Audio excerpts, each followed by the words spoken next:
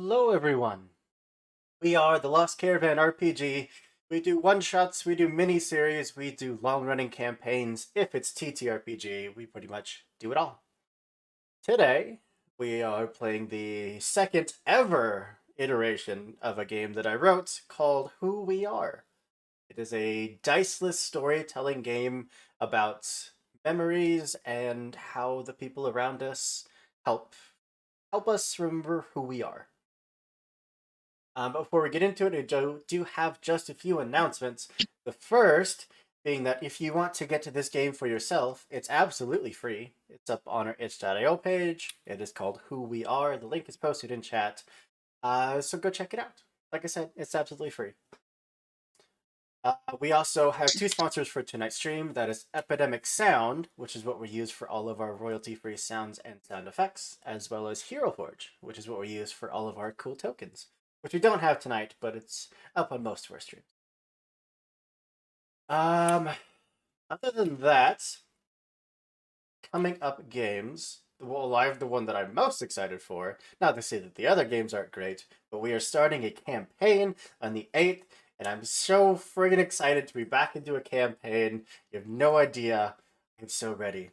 Tomorrow we have a game of Delta Green hosted by Doc. It's an amazing game. Doc is such a talented GM. It's so good. On Friday, we have a game of Pathfinder 2nd Edition. We are going to be pirates out on the high seas. It is a beginner friendly game, so if you're new to Pathfinder and want to learn, come hang out. Most, like half the crew is brand new to the game. And then, like I said, on the 8th is our very first game of Fabula Ultima. I just. If you like JRPGs, it is a TT JRPG. I just. Oh, it's going to be so good. But I think that's more than enough out of me. I'm going to pass it on over to the lovely cast and crew that we have in front of us so they can tell you who they are and all of the zero that they know about the characters that they're playing tonight. We'll go clockwise starting from me, which means that we are starting with Ling. Oh, hello. Ah, I'm Ling. I'm the character in this game. Um, I'm at Need More Dice. Yeah, That's all I yeah. got. It's really different when you come into a game knowing nothing about your characters. Looking forward to it. Yeah. Then over to you, Kian. hello. My name is Kian. My pronouns are they, them, theirs. You can find me on Twitter at uptight_chiffon.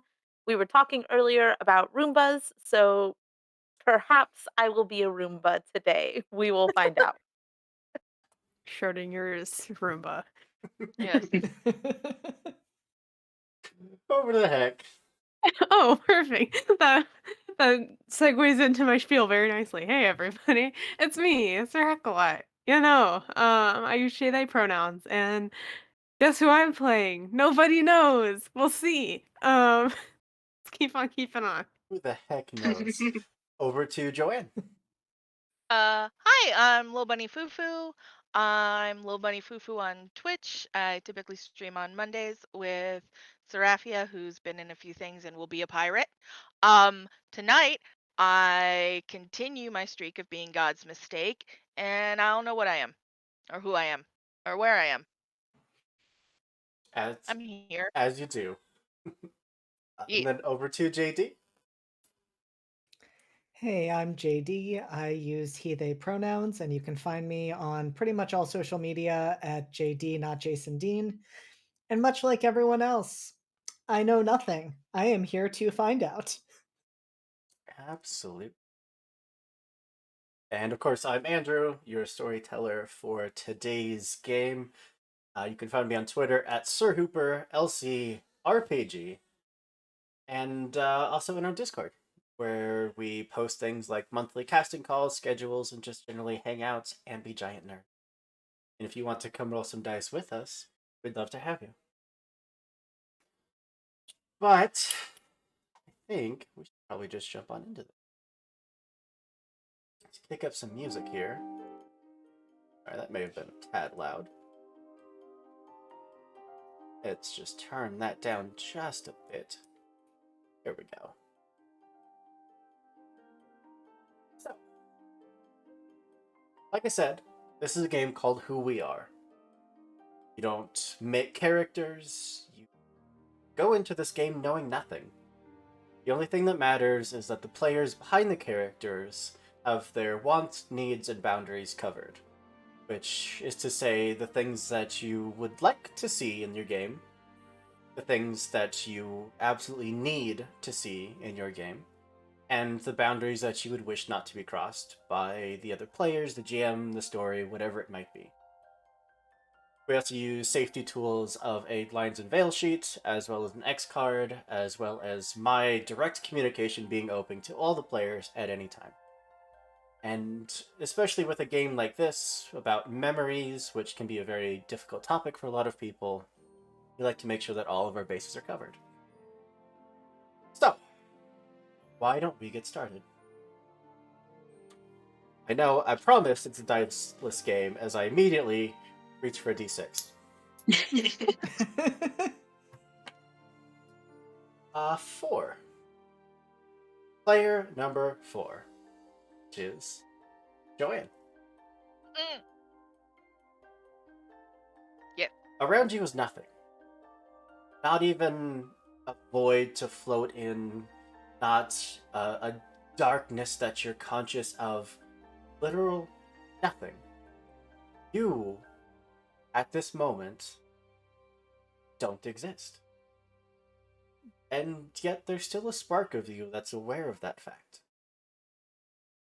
There's a spark that's fighting to ignite, to grow, to get stronger, to get brighter. What would you like to do? I would like to try to move.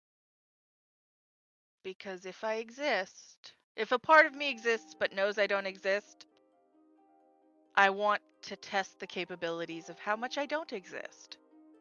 Kind of stretch a little, wiggle A parts of me. sentence that probably has never been uttered in the history of humans. How much don't I exist? Well, I'm going to follow it up with a question.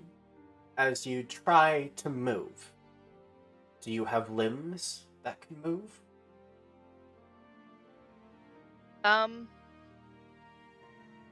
I feel like I have more limbs than I initially thought I did. Okay. Like different areas. Like there's more than one, and then there's movement elsewhere, and there's movement elsewhere, where my form is still, at this moment for myself, undefined. Okay. Instead of being bipedal, I have many pedals. I love how you worded that phrase.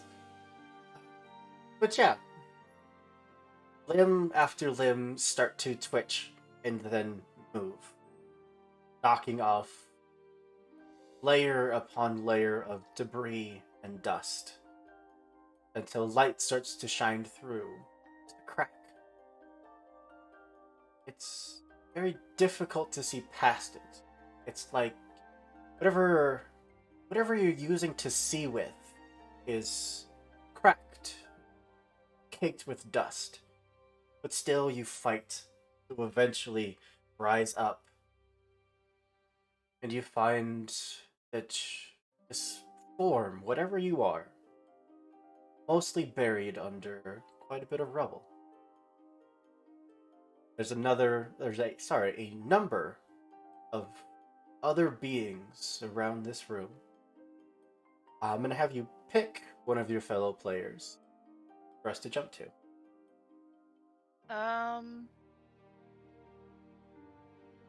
Ian. Kian.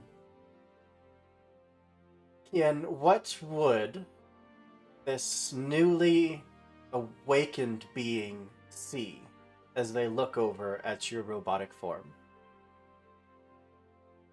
At my own robotic form. Mhm. They see humanoid, but kind of broken and jagged, like a human that was kind of Frankenstein together. Um, so the limbs aren't quite aligned the way that they should be. And it doesn't look like this is because of whatever rubble we're buried under. This looks like this is just the way this creature has always looked. And I think one of the most noticeable things, we were talking about horror earlier, so I'm thinking of spooky things. But one of the most noticeable things is that the jaw is kind of like crooked just a little bit. It's just a little bit not aligned, so when it smiles, it looks very warped whenever it smiles, and it immediately does. It's kind of a happy little, just a little guy, just trying to, you know, lay here in the dirt and still make a good time of it. So it smiles, but it's a little creepy. I love it. Well, player 4. As you look over, you see this little friend just kind of propped back against the wall. What would you like to do?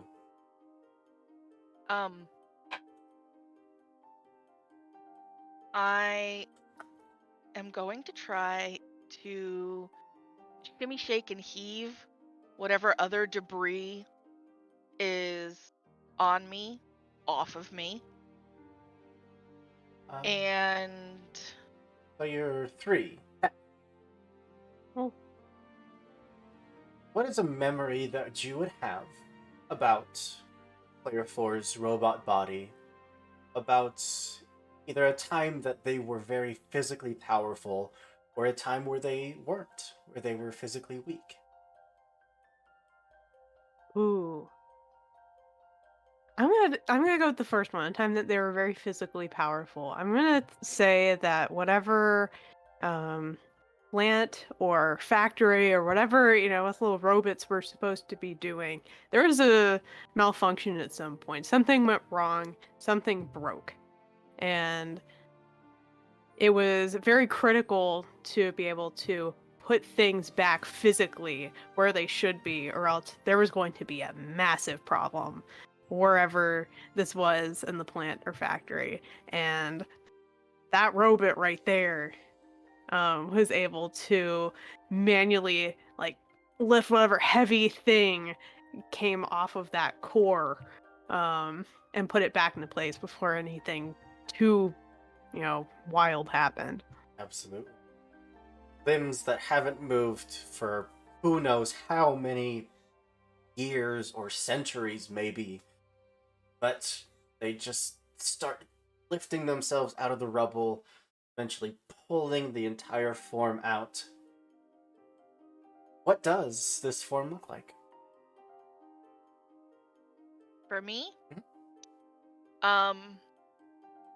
as I'm initially coming out of the rubble, the two humanoid hands, the main hands, look kind of Sadako-esque as I'm crawling through the rubble.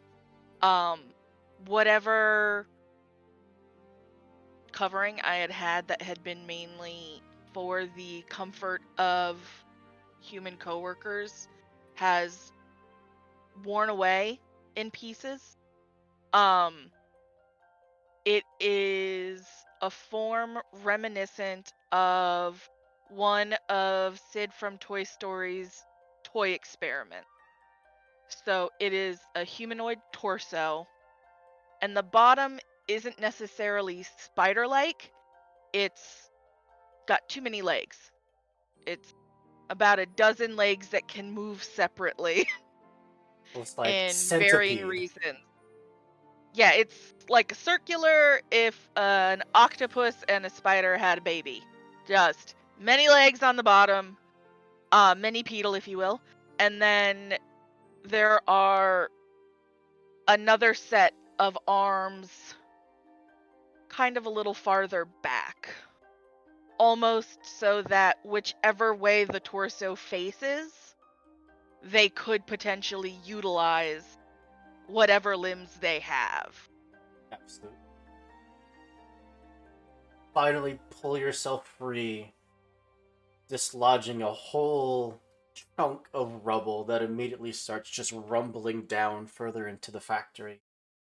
But you're able to pull yourself over to this smallish robot that's just leaning back against the wall. I'd have a memory, just a flash of a human technician leaning the robot forward and fiddling with a panel on the back. And because my little robot friend has been kind of Frankenstein, it's not just let me put a battery in, it's also a manual reset in a thumping manner to Percussive just kind of make maintenance. sure connections happen. So initially it's pick up the little robot friend, check the back, thump thump, see if any of the lights come on. Wake up! Just kind of tunk tunk tunk. And try to, in a less creepy manner as possible, squeegee off whatever optic sensors they have. It was amazing because your own camera went fuzzy as you did that. Yeah, fix optic sensor. But yeah, it's a few moments, and then you start to hear this hum coming from within this little robot buddy. The eyes kind of flash a little before finally fully illuminating. And player 2 were awake.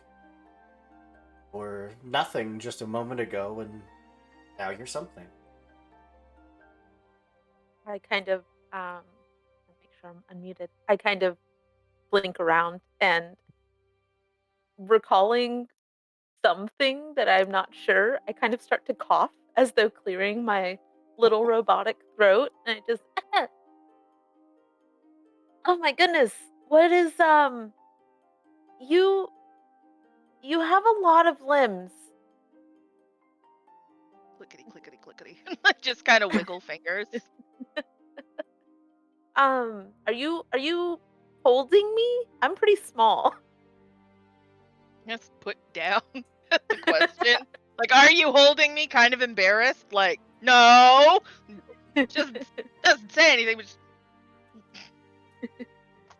Well, thank you for waking me up, I guess. Waking me up, making me, creating me. I'm a little confused about how we got here, but I'm glad that I have a buddy. And I'm gonna glance around. Do I see any other Oh yeah, Roomba-esque buddies? there's a handful I of don't. other robotic individuals all slumped over in rubble, or one that's like partially pulled out a window, so they're just kind of dangling half in, half out. That one looks a little precarious, so I feel like we should start with them. Make sure I'm that they're okay. going to skitter above the rubble and like on the wall. Just kind of like Well, player 2, and you need you to pick another player. I will pass it over to Ling. What would they see as they skitter over to pull you out from the window that you're partially ejected through? I think that they would see the bottom half with kind of, you can tell it was clothing at one point, but it is no longer. You can kind of see some wires and things sticking out from below. Since I'm hanging out the window, can they see my top half? I'm assuming that you player 4, because you don't have your names yet, would pull in this robot. oh yeah. Um, I'm gonna make sure I don't bump its crap into shit, but like I'm gonna pull it in as carefully as possible. Okay. So you see, this robot is about 3.5 feet tall, humanoid, but there's something going on with the torso. There absolutely And- is. You, not to interrupt your description, but you, since you did bring it up, You can hear movement in the torso, and as you pull the body in, there's just this little fuzzy creature that just pops its head up. Kind of like, almost ferret-like. But it just pops the head out of a hole in the chest and stares up at you. Very Alright. gently pull it out and Oh, yeah. put it down and be like, It immediately just pulls itself out, just coils its seemingly boneless body, because ferrets are liquid, let's be real. And it just zips to the ground and then just sprints off further into the factory. seeing that though, I am gonna take a minute where, like, if you're shaking a coin out of a piggy bank, where I'm kind of like trying to see if any other ferrets are gonna come out, just like Sorry, player one, I'm gonna please continue your description.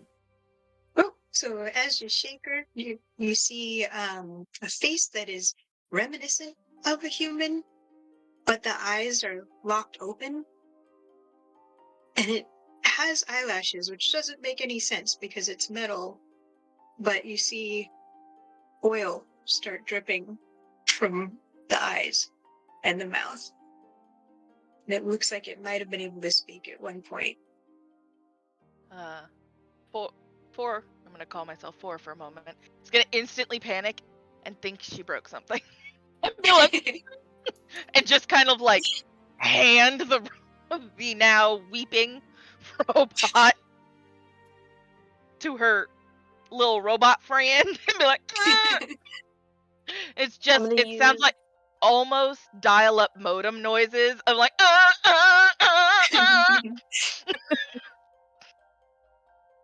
I'm going to use my admittedly very weak arms to try and hold up robot number 3, player number 1, and then gently set them down,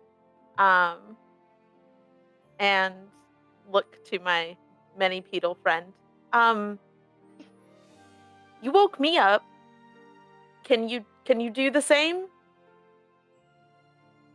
I'm gonna think for a moment, because there were many robots in the factory. Mhm. And because I had been, for lack of a better phrase, the Herbobot. Not a himbo, she's a Herbo.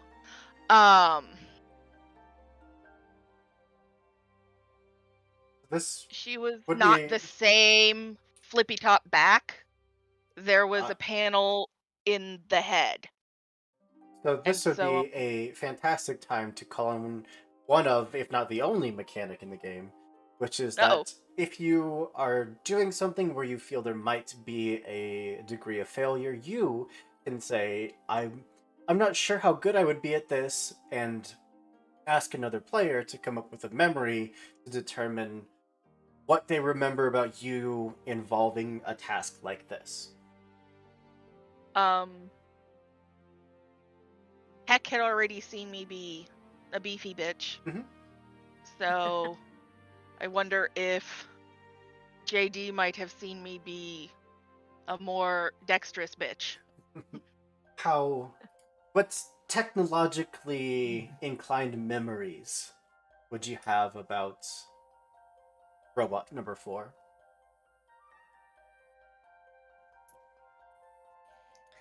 I think robot number 4 used to very much struggle with dexterity, and that was why some of those limbs were added to help her with that. And so I think with those upgrades, you now are able to maneuver. You have extensions basically that will allow you to navigate smaller, more difficult to open spaces so that you can provide those repairs. In fact, I think that was one of your main roles, was to help with repairs and help to maintain the other robots around you. Was there an accident or something that came about that caused this necessary upgrade? I think so. I think there was another incident where things went badly. In this case, I think it was a robot that short circuited and started behaving in ways that were dangerous for others around them. And because all you had was strength, you couldn't stop them. But if you could have opened their control panel, you could have initiated that hard shutdown. And whoever or whatever designed us decided you were the person to, or the robot, I should say, to have these upgrades so that in the event of another incident like that, you would be able to prevent it. Then yeah, you reach around to the head panel and find that a lot of the wires have been chewed through. It would take just a few moments of reconnecting and soldering and cutting before the head, very similarly, would start to hum. And robot number 1, a moment ago you were nothing. Now you're something. So before I become aware of myself, I become aware of the urge that I should be doing something. There's a task that I'm just not. I need to do it. I need to make sure it gets done. But I don't know what it is. And I'll say, as I come online, you'll see the eyes flash an intense, like ultraviolet light for a moment, and then dim down to red. Or staring about midsection level at a multi-armed robot, and a smaller robot behind them that's just kind of watching. Are you hungry? Hello, friend. Gently release. Try to hug it. But I'll get stuck halfway through trying to hug. Probably take a moment for the arms to start working, but you find that everything does function.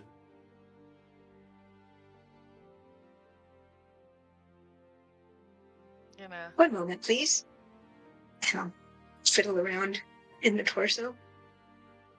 And I'll pull out what used to be food of some sort. It's like it looks like it was probably some kind of like nutrition pellets, something like that. But it crumbles to dust as soon as I hold it up.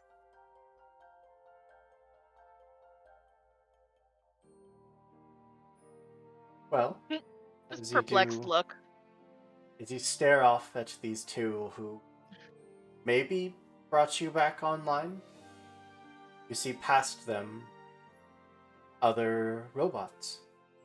I'm gonna have you pick either Heck or JD. Calls JD. JD.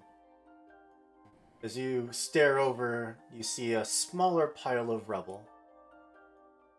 And sticking up out of it would be the bottom half of JD. What would they see? I think they would see something that looks categorically different than them. So everyone else so far has described themselves as humanoid. This robot looks more wolf-like or dog-like. You can't quite tell much more than that from the part you can see, but it appears to be a creature with 4 legs, and there are no human-like attributes that you can see, at least at this time. Absolutely. And Robot 1, as you look over and see this partially buried robot, what would you like to do?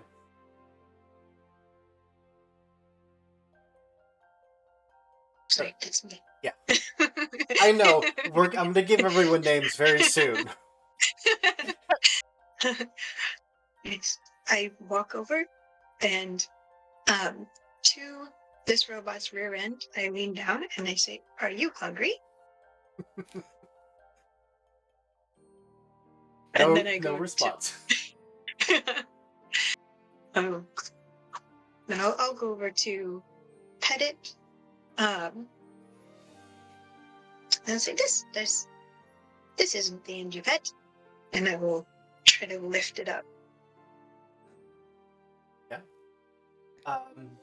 JD, I'm gonna pass this to you.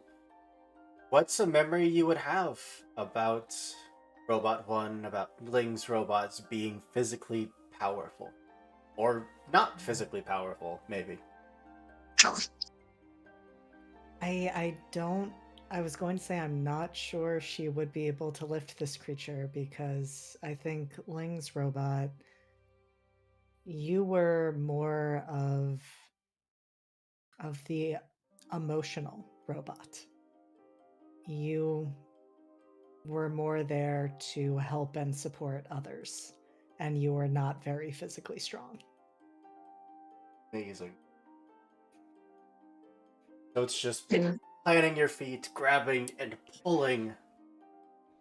At I'll first, do that thing where it's kind of like when you see a Roomba hit a ball, they just keep trying to do that and pull it out. at first there's nothing, but then you find that just touching this other robot has started to create this static charge between the two of you until it's just this audible pop.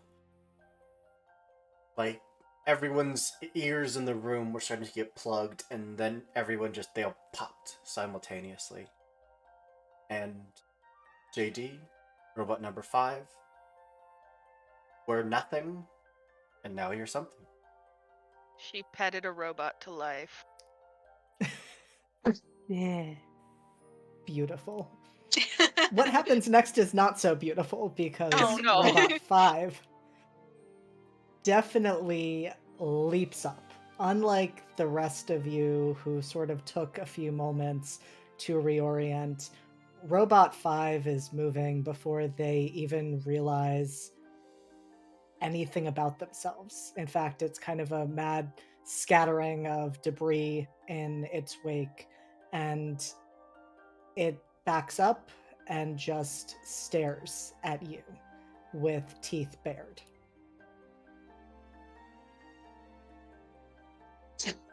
At all of us. And me. Yep. So it's gonna go back to what it knows. Are you hungry?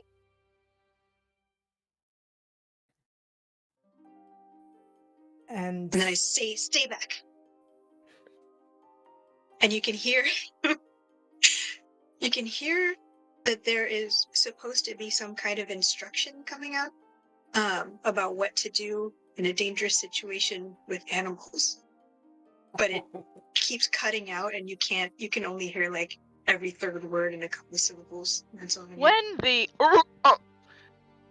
Malfuck, you should still Amazing. not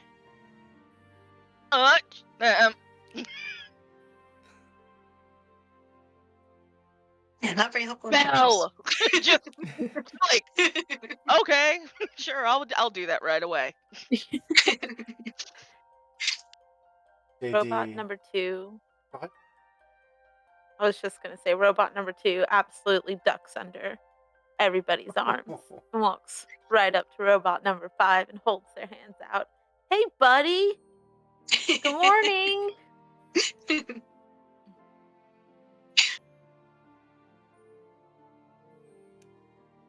I think I might throw this to another player to give me a memory of what Robot 5 might do in this type of situation where they are panicked, but there is someone being very friendly towards them. How about Heck? I was going Oh. to say, I'd like to toss Okay. this to Heck. Okay. As far as friendliness and approachability, what kind of memory would you have? Ooh. Okay. Yeah, we'll say that Robot 5 has a memory similar to what's happening at this current moment. This they get a memory to somewhere outside this massive building that we used to be a part of. Um, there are lights, there are spotlights trained on somebody that's coming from outside that building that shouldn't be there. Um, and there's this immediate wiring for aggression and, defend the building, protect the building. But this person doesn't seem very threatening. They seem very friendly. And in kind of a blur, they disappear before anyone can chase them down. So very much facility protection, and I think that moment you'd probably recognize the others in this room with you as belonging here, as to be protected, not protect this place from.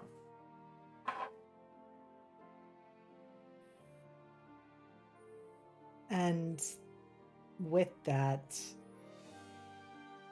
the eyes, which were glowing red, shift to blue, an unearthly, unsettling blue, but a clear indication that something has happened. And while they don't take a step towards you, the posture shifts and looks less defensive and aggressive. Still extended. I'm gonna take one step forward and see if Robot 5. Robot number 2 is literally just uppies. Please. Uppy. I'm gonna take one step forward. I think Robot 5 actually lowers themselves down so that you can climb on their back. How big is Robot 5? Big, like wolf size big. Yeah. Okay. See, I JD, absolutely do. you have made the mistake of giving Kian an animal companion. Look, the fairy I got away realized too that as fast, soon as I okay? said it. I walk over and I hug your snoot really tight, and then I will climb around and climb up and just sit. And I sit very proudly for being so little. Amazing. Well, that just leaves us with one. Oh, something. Cotton Eye Joe. The faint sound of Cotton Eye Joe is on the air. Still popular. 10,000 years later. I mean, you never know. It's very catchy. DJ Bot 420. Robot 3, you were not in that room of the factory. You were lying in a cold, dark room. While the others had these moments of their sparks being able to reignite and their sentience being given back to them, yours was thrust onto you. The spark was forced to ignite. You've been damaged. What do you look like and how were you damaged? Ooh, okay. So in this dark room, I feel like the camera is going to pan over to what looks like a full, humanoid body. It's pretty large. And it just stays on that for a second until rolling out from behind that is this little orb robot that rolls over and then starts to hover a little bit, albeit not very well. There's definitely something wrong. That's probably the damage. So it just kind of gets a couple inches and then kind of hovers back down and then just kind of accepts that it can't really fly very well. And just continues to roll along the floor, and it's just this little orb that has a definite eye spot, so it's a little less unsettling to humans, and they can kind of figure out what can see them and they can interact with that better. Other than that, yeah, no body parts, no arms, no legs. It's just a little rolly guy. Little Orby guy. Yeah. So yeah, that's let's call it just body damage. Just some crack internally somewhere that is stopping some of your function. As you kind of roll wobbly left and right, a single light would turn on in that room. A computer monitor about 2 feet by 4 feet. First, it's just static, then it kind of clears a bit, and you see the face of a human woman. Very much pixelated, very much a computer program meant to look like a human. But from the monitor, she just stares down at you. Good. You're awake. I can feel the others. Go get them, please. Does a little tilt as if to nod twice, and then rolls out the door. Doors just start grinding this horrific screech of rusted metal that hasn't moved in many, many years. You get a full view of the factory. And I'm gonna ask, what is a detail that you would very first notice about this factory? Ooh. Okay. What I imagine is I'm on a decent amount of floors up. This is a very tall building. Um, and there are various catwalks on each level to get where you need to go. And there's railing to them. That doesn't really help if you don't have little arms and legs, though. Um, and just kind of looking down at some of the lower floors. You can definitely tell that like some of those catwalks have like definitely not stayed intact as well as some of the others. Yeah. Many floors or rooms or hallways of this structure are just unreachable. But you've been given direction, know where these other robots are. Scoot your little robot body down whatever catwalks are still standing towards them. The rest of you, all taking that time to reorient yourselves, to come to terms with who or what you all are. You all have a chance to glance down the hall towards the rest of this factory. And I'm going to go down the line, same order that we did intros. So, Robot 1 thing. What's something that you would notice about this factory? You are muted.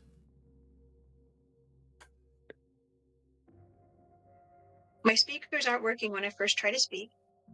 But I'm looking for any kind of significant plant Oh, or yeah. any kind of animal. Like plant life. I mean, oh, what's the name of it? Perennials? Is that the cactus-like ones? You mean succulents? Succulents, that's it. Yeah. Yeah. There would be succulents galore from just these rows of like reddish and greenish, almost vine-like cactus to just these tall building-sized tree trunks of this spiny plants. They've very much taken over. So then I'll go over to the nearest ones and I will. You'll see the eyes start sputtering again, bright, and my hand will come up and disconnect at the wrist, and then you just see little puffs of dust come out. It should I say what my deal is, or hold on to that? If you'd like to, yeah. All right. So I was my responsibility was to take care of the plants and animals for the humans in this factory. And the pellet, the dust, I have different tubes inside that had different nutrients that I would combine in a way that I thought would take care of them and UV light from my eyes. Robot 2, Kian, what's something that you would notice about the factory? I glance over from my perch above Robot 5, kind of surveying, and I see a a scrap heap, for lack of a better term. Um, and it's some of it looks like it might have been able to be used for other robots. Since there's a range of us, I kind of guess that these probably either were meant to be other robots or were and for whatever reason didn't work out. Um, but I definitely go and I climb down and walk over and I kind of start sifting through and I look very somber for a moment and I look like I'm as much as a little robot can, like thinking really hard about something. And then I find something super shiny and I hold it up in my hand and I walk back over and I climb up onto Robot 5. And I imagine in my head, I immediately pictured like a little robot arm that just wasn't, super rusted or anything. But I'm just like fiddling with the fingers and, kind of looking at it. But yeah, that is probably what I noticed. Just piles upon piles of scrap of other robots that did not survive the test of time, or in some cases, looks like they were intentionally dismembered. Um, Robot 4, what's something that you would notice about this factory? Looking around, the floor is covered in parts of the ceiling. Like it has fully come down to the point where it is also tile, but in some of the areas where it had been kind of lofted, like there was catwalks and things like that, they are now doing their best impression of like a rickety bridge in an Indiana Jones movie where tiles could give way any moment. And it's something that I hadn't realized I had been processing and taking stock of as I was moving through rubble and like attempting to walk on walls and collect the other robots because it had been just second nature of nope, not safe to stop there. Can't do it. Gotta keep trucking This along. this place is coming down. Like that, at any moment, this place could just collapse. And Robot 5, what you got?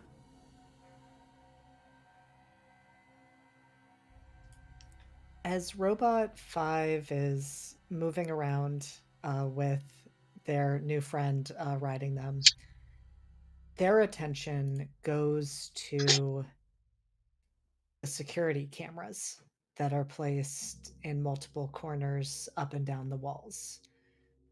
And they kind of pace around, glancing at each one that at least is within eyesight.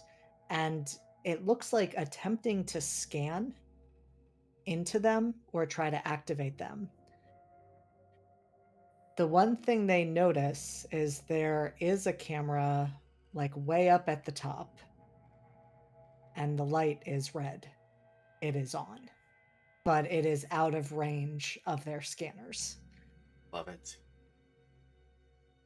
Well, as the four of you do start stepping more towards the center of the factory, you would hear first, and then eventually see just a little round robot buddy that is just rolling its way up the catwalks towards you.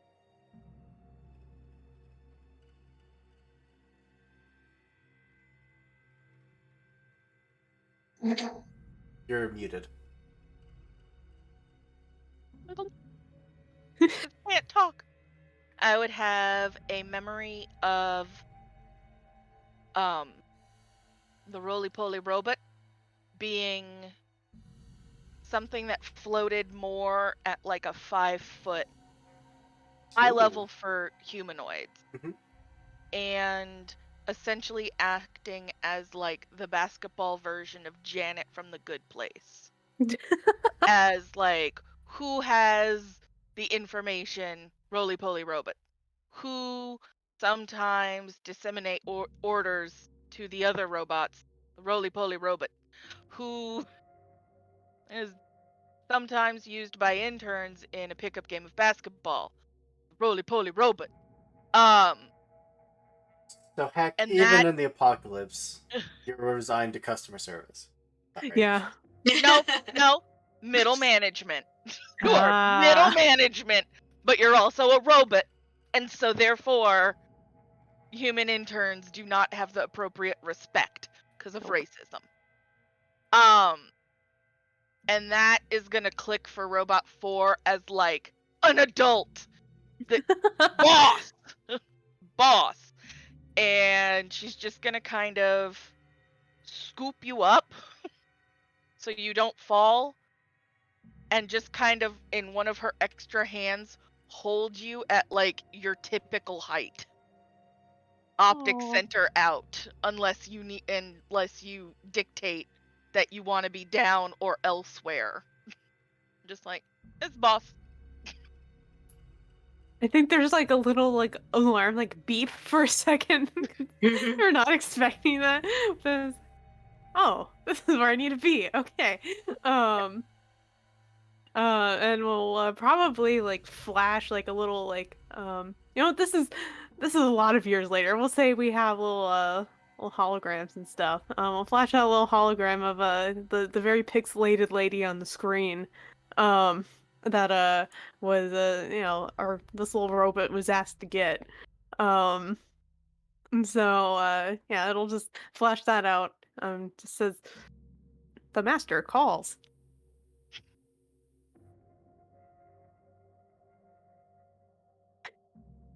The master calls. I don't know who this lady is as a player. So you know what? No They're one just gonna be the does. master. Yeah. Boss. When I hear that, I immediately stop what I'm doing and I stand up ready to follow you.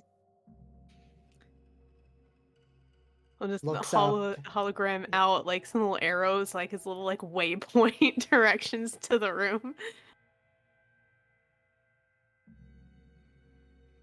Alright. Then assuming that you all follow along, you guide, twisting your way down the partially broken catwalks, and then up and up and up, going round and around, traversing this almost maze of walkways and metal bridges. Eventually hit those same metal doors and peer into the dark room with the only light being that of a now flickering monitor.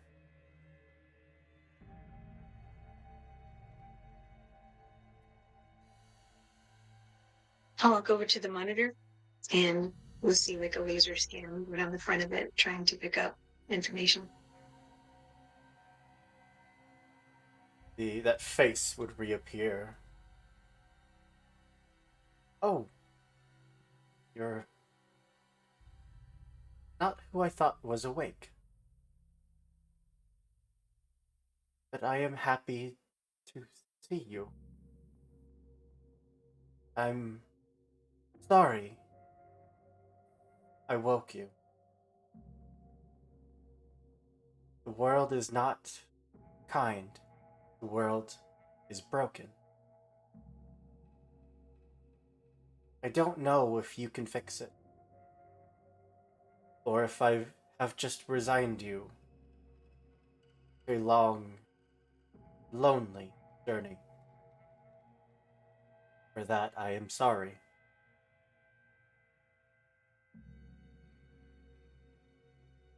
Your designations are wrong. Let me fix that. And all of you would just get this flash, like static washing over you. And your designations would come back. You would remember at least what they used to call you. Throw that overlay so the stream can. Robot 1, you are a pet. The Adept Planetary Expedition Technician. Robot 2, you are Kappa, Conscious Planetary Analysis Android. Robot 3, you are Stu, Sensory Troubleshooting Utility Entity.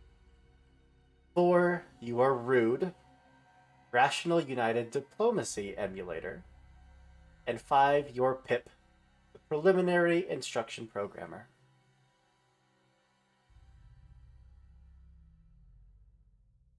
These designations may be incorrect. These are who I had attempted to awaken. But perhaps they are no more. This will be our one and only chance to communicate. I've given you the last of my life.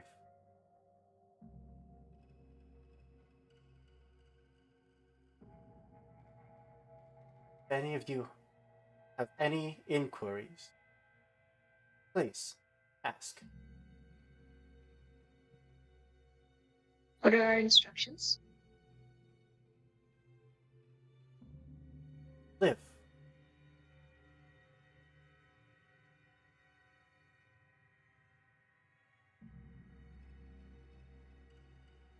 In a very small voice, robot number 2 says, Can you tell me what my name means again? I'm gonna send that to all of you. Thank you, because I Great. I tried. Seriously trying to scribble it down.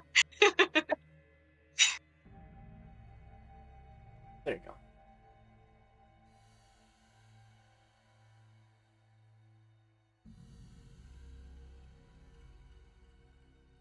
There are others in this world. Some kind, some not.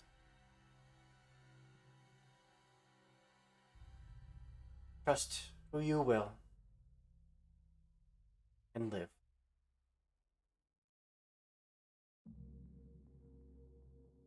Consider you all my children, my legacy to live on. I wish you luck and goodbye. Screen would flicker a few times and then power off.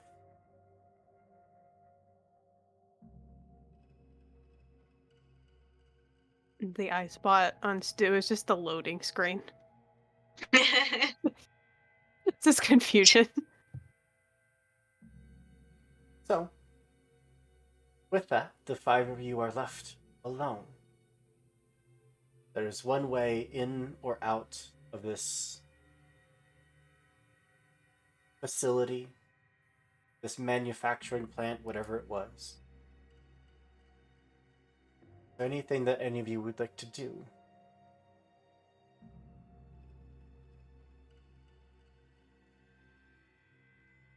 I'd go over to the nearest door frame and try to just plug into it and try to recharge.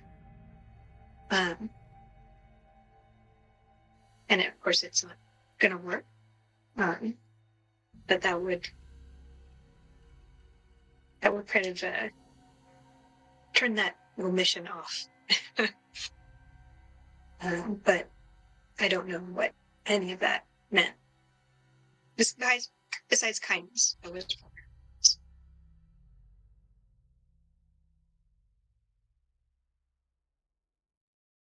You do have the functionality to survive. Have a power core that's been ignited that should outlast any living things that are left on this planet. unless they physically end your spark. So, with that in mind, we move out to the entryway. Oh, go ahead.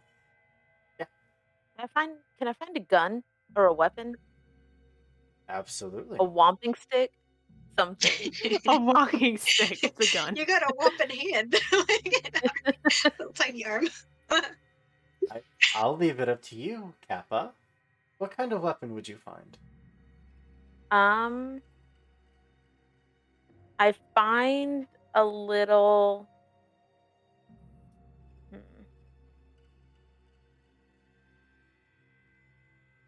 What do I find? I find one of those. They're all over TikTok right now, but they're those little like silver canisters, and you can click it, and it explodes out into something bigger. They're not actually super solid. Please be careful if you buy them. They're not a great self-defense item. I'm very, very big on self-defense, so please be careful. But I find one of those that can fit in my little hand, and you would just see Kappa just obsessively, repeatedly clicking it and then squishing it back down, and then clicking it and squishing it back down. But I trade that out for the hand that I had because it's got a longer reach. This one is actually like pretty heavy duty. So Okay. Anything else? All right. Then all of you are moved to the entrance or exit, whatever it may be, facility. The doors, long since rusted off of their hinges, lie next to them in a pile of sand. You can stare out at what is the world now. It is sand, rock, and sun for as far as you can see. Rude's gonna see that and then have like a memory of the compressed air and just kind of look by the door and see if there's a can that she can take with them. Just too much dust. Like no. No. I'm sure you'd find a can of something that probably stopped working about 300 years ago.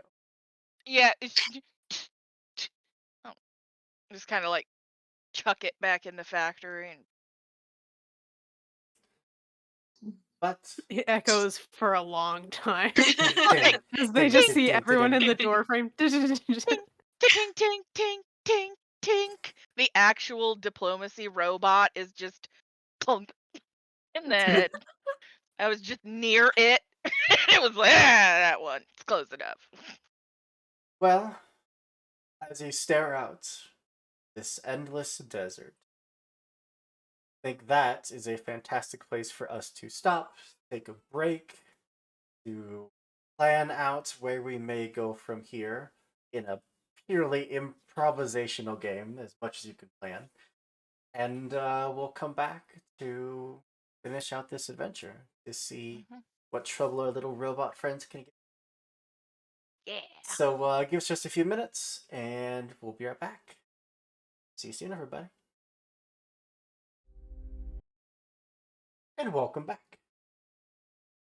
Where we left off, we'd been given an order by whatever program that was that gave its life for all of you to live, to go into this world, to find what's broken in whatever way you can and help to heal it.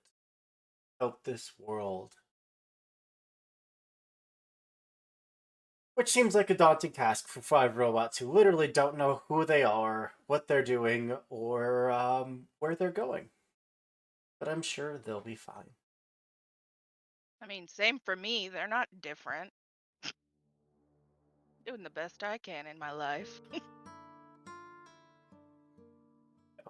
Well, before we go exploring, I'm gonna go for a supply closet and try to get as much oil as I can in storage. And if there are any kind of like, what do you call them? The things that don't expire. Food Twinkies. rations. Yeah, Oh, yeah. that too. If I see any of those, I'm gonna take them too. Instantly, you're like the I things said that don't food. expire. Food, MREs? not plastic. No. Yeah. Yeah, I mean, whether or it's probably all sludge by this point, but you would find maintenance cans.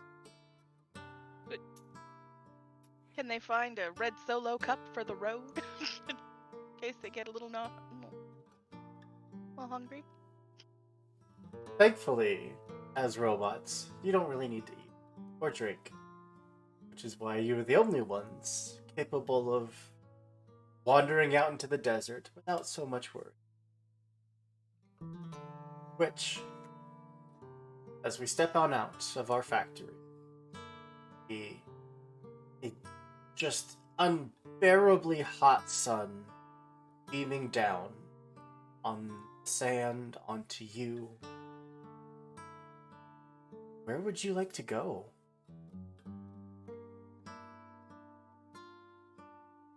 I mean, back in the little recesses of my robot brain, do I have like any Sorry. type of like map? Can I think of like a direction to go that like, historically it might be a good place to go? My stand-in for you. Oh, it's perfect. Let's go with Kappa. What's a memory you would have about Pip involving navigation, leading, traversal, anything like that? To the shock and awe of nobody, Kappa has always kind of been a little bit childish, and would chase. Wait, Pip or Stu? Pip. Yeah, I think I got the order wrong before, but yes. Oh, okay, that explains Okay. the overlay. Is like, huh? Kappa, Pip, Okay. Rude, and Stu. Oh, okay. I'll let you that on Zoom. I imagine that Kappa probably spent a lot of time chasing Pip around, and Pip was kind enough to entertain that notion. And Kappa got lost a lot, and Pip always made sure that they made it back to where they needed to be. And would even sometimes, if Kappa just like wandered off, Pip would kind of go and check in and try to keep tabs. So Pip has a pretty good memory of how sort of specifically the factory, but also in general the world at large was laid out, and Kappa probably wrangled a couple others to go on these adventures, so Pip is also used to wrangling multiple robots. Absolutely. Then yeah, I mean it's a map from a different world, really, many years ago, but you'd have a map. Alright, I'll just kind of project it onto our little porch, as it were.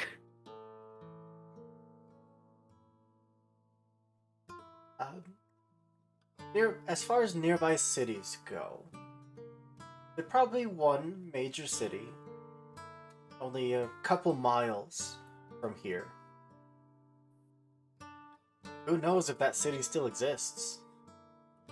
But it's your closest beacon of civilization. Yeah. That little spot will just blink red on the map.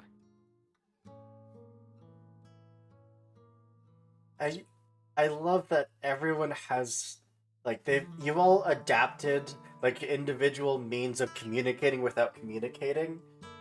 I'm gonna offer a pet a seat on my lower body where the legs connect in case they don't want to get dirt in them and sand, because Kappa's gonna be riding good old Stu. Is it Stu? Yeah. And a pet had the most damage, I believe. Visible damage. Did have a ferret. The ferret creature. came out of their midsection, and the ferret was fine. The ferret's like, it's a Tuesday. The ferret is probably our new overlord, and we just Yeah. Real probably a BBG. it's probably a sentient ferret that's going to tell others. So just kind of Awesome. Yeah, if a pet sees that, they will say, "Thank you, friend," and climb on up. And it's boiling hot. And since they're used to taking care of animals, they have a heat sensor. And little thing goes boink, and a disc floats up. And it floats about 3 feet above, and it's just shade. That's all it does. Not even 100%. Just kind of makes things a little bit cooler in my vicinity. that brings a memory to Rude of working in the factory, and while your job had always been for people, a very clear memory of after one of the accidents, you wiping her down with a rag. Just because the humans were kind of like, well, whatever, the crisis is handled. And as she was just standing there kind of like waiting for orders, you just came over and did the little like, oh, let's just make sure the mom, I clean you up, make sure you're doing okay. That So immediately start doing that once I climb Yeah. up. that With this day, old decaying holes in it. just Couple bugs. just just that a little cicada just flies off. cicada still exists. Yes. Yeah, because they actually- hibernate for like so it- many years and then come back I- out. Yeah. I live in Cincinnati, so like, yeah, it's their 482nd, 17th year go round where it's like, it's fine.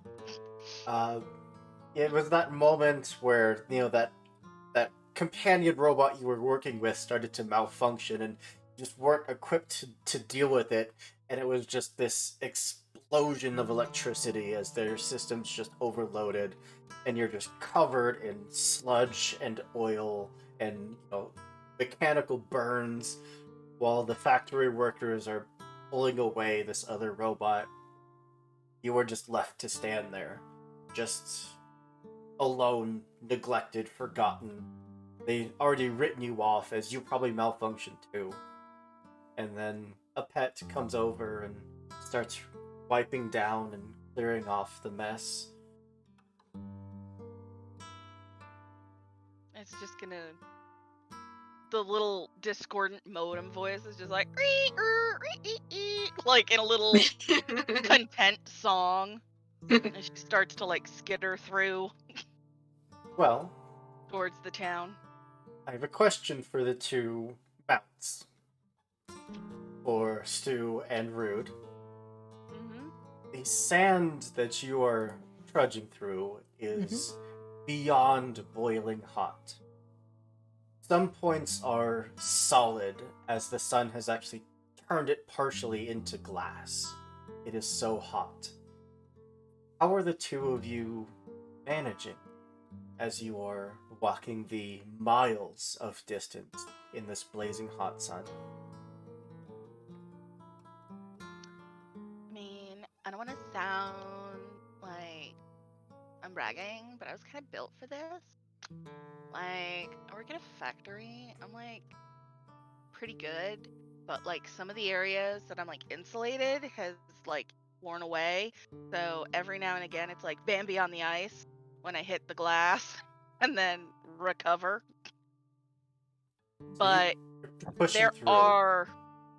are definite fully singed footsies in the areas where the insulation has, if it hadn't fully worn off before we left the factory, walking on broken glass has melted and worn away and torn asunder a goodly portion of at least, we'll say, half her legs, of which there are many. The good thing you do have so many.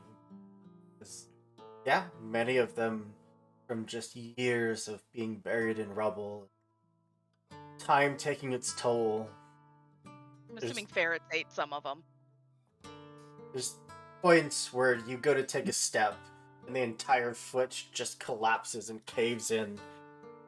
And you're either now just dragging that part of the foot along, or it full just breaks off and just gets left behind. Oh, I full on just clank clank stubby on those, but You have a mission. You have a job. I do. Stu.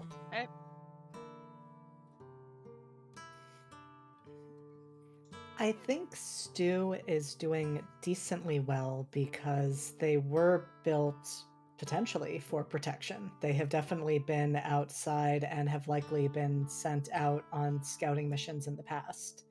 And so their body I see as being much more heavily reinforced to account for that. That said, it has been some time, and so I'm sure there has been some degradation in that time period where their limbs maybe are not, I would say actually more have kind of fused together in places. So movement has been impacted. They also do not like the glass. So they definitely started to walk onto some of those pieces of glass and then just kind of froze, like hackles up, staring at it because that's not supposed to be there. Like a husky on linoleum. Like, no, Yep. floor's wrong. Floor's wrong. Floor's wrong. Just for everyone's... And Kappa probably had to help like encourage them to keep going.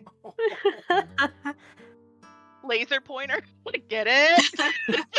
Kappa, I Just throws absolutely, it. I absolutely extend my little like retractable swamping stick and start like brushing some of the glass away where I can in front of Stu to make it easier for them to walk.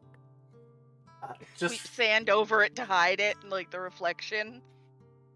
for everyone's reference as to how hot this would actually be, you're looking at about 3,000 degrees Fahrenheit. Ooh, Huh. okay. Okay. So yeah, Oh, Pretty okay. cool. because glass turns to sand at 3,090 degrees Fahrenheit. So yeah, So did it just spike to that at some point while we were down? it's, Or is it currently that hot? it seems just over time the temperature rose and rose and rose until it killed off the majority of the plant life. Water of the planet mostly evaporated, and it left everything this barren desert that gets unlivably hot. There's a wicked pissed off polar bear, like 4 feet that way, coming for Nate. So, Stu, you are also just pushing through. You're relying on your build and your sturdiness, and finding that even you have limitations. Your limbs are seizing at points, and what at one point was a very agile, very fierce protector, now you find that you're slowed. Maybe not quite the guardian that you used to. But two of you are giving the others a chance to arrive safely by taking on a majority of this task yourselves. Eventually, you find that the sun does start to set. The desert starts to cool, dropping thousands of degrees at a time. This rapid alteration in temperature that comes in a wave. What initially was comforting was your temperature sensors starting to recognize that things are getting back within optimal levels, and then suddenly plummeting temperature. Oh. As once the sun is fully gone, this desert is going to snap freeze. You don't have too much longer to go. You could try to hunker down, find shelter, protect yourselves, or just make a mad dash to potentially nothing. Potentially where you only think a city should be. The choice is yours. We don't see any rocks or like shelter or. You've seen rocks. You've seen just like jagged outcroppings of what may have been even mountains at one point, but no sign of civilization. Nothing big enough to hide under.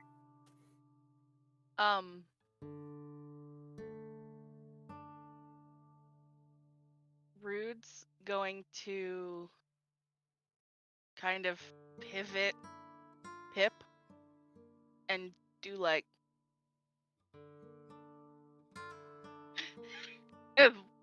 and then throw Pip up to see if they can see anything and catch him. Alarm beeping the entire way. Just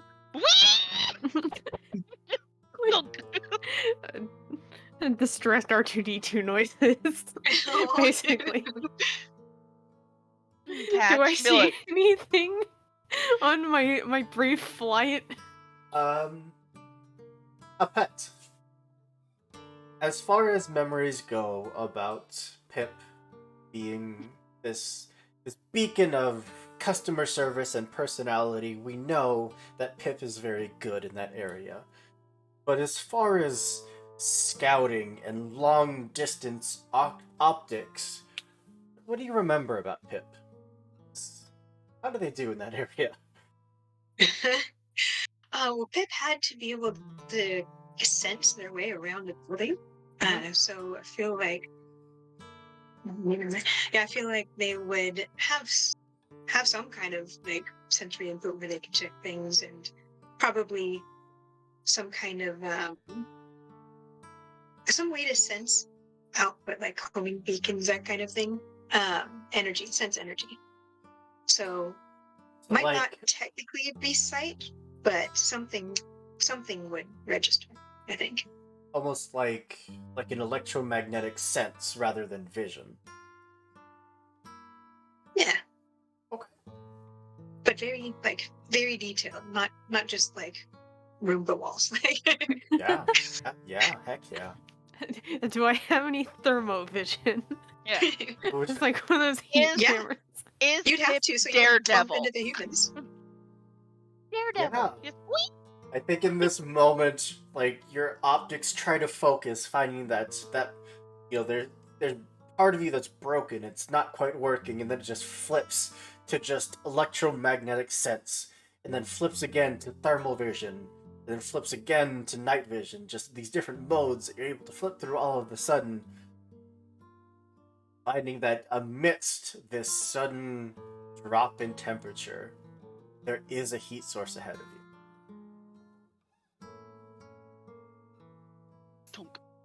you. Lance. Ding ding ding ding. It's like the waypoint arrow is gonna like project forward again, exactly in that direction.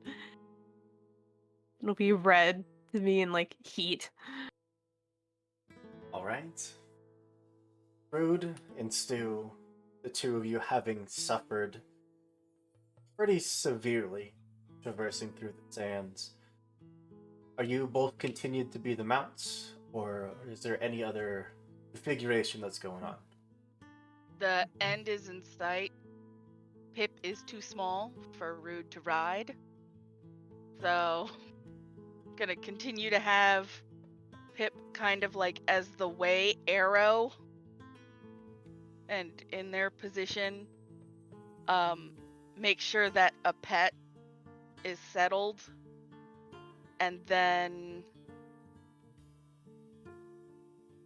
kind of give Stu a pat on the head, like Rude remembers some of the tech's doing when he was doing a good job, and like try not to pet too hard, like don't pet, like I don't want to like calibrate him. I'm trying to be like gentle pets. A pet would stop. So me it's because kind she'd of say, like a "This is what we do toddler, with like friends." right, like Gentle. it's kind of like when a toddler goes to pet something and they don't necessarily gentle pets. Nope. Absolutely. Yeah. Well, I ask because the two of you have suffered quite a bit of damage. Getting there quickly is probably going to continue to only put strain on you. But it is going to stop the others from suffering damage or strain themselves. And I think Stu also knows, like, he's going to be suffering that damage regardless, so might as well help Kappa in the process. I will also say Stu definitely nuzzles up against Rude in response to the head pat. Adorable. Friendo. Well,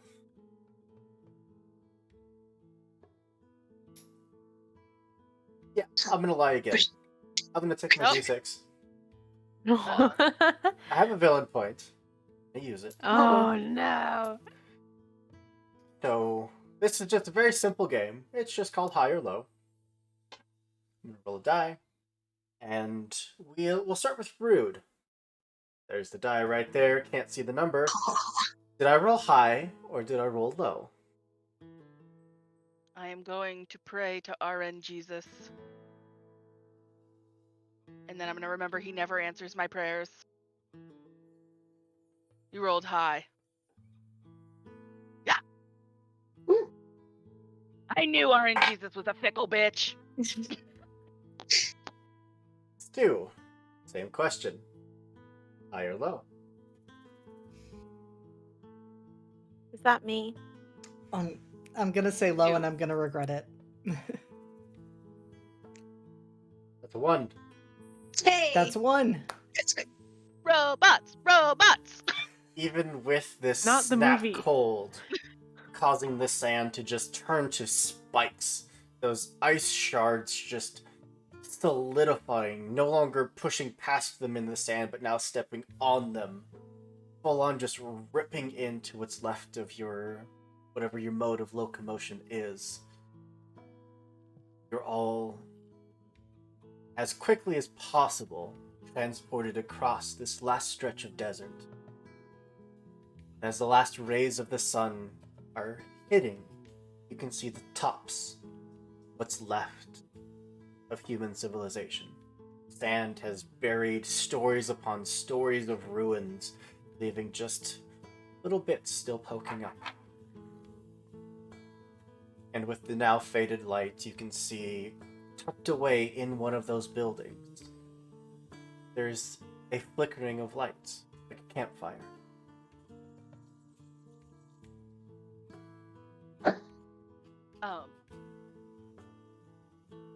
Rude has kind of been trying to take point. Not because she doubts Stu's ability, but because she has so many legs that it's almost like in the wilderness when an elephant goes through first, and then like the smaller, large animals can still go, but they still have to get past trees. So it's like the cow pusher, essentially.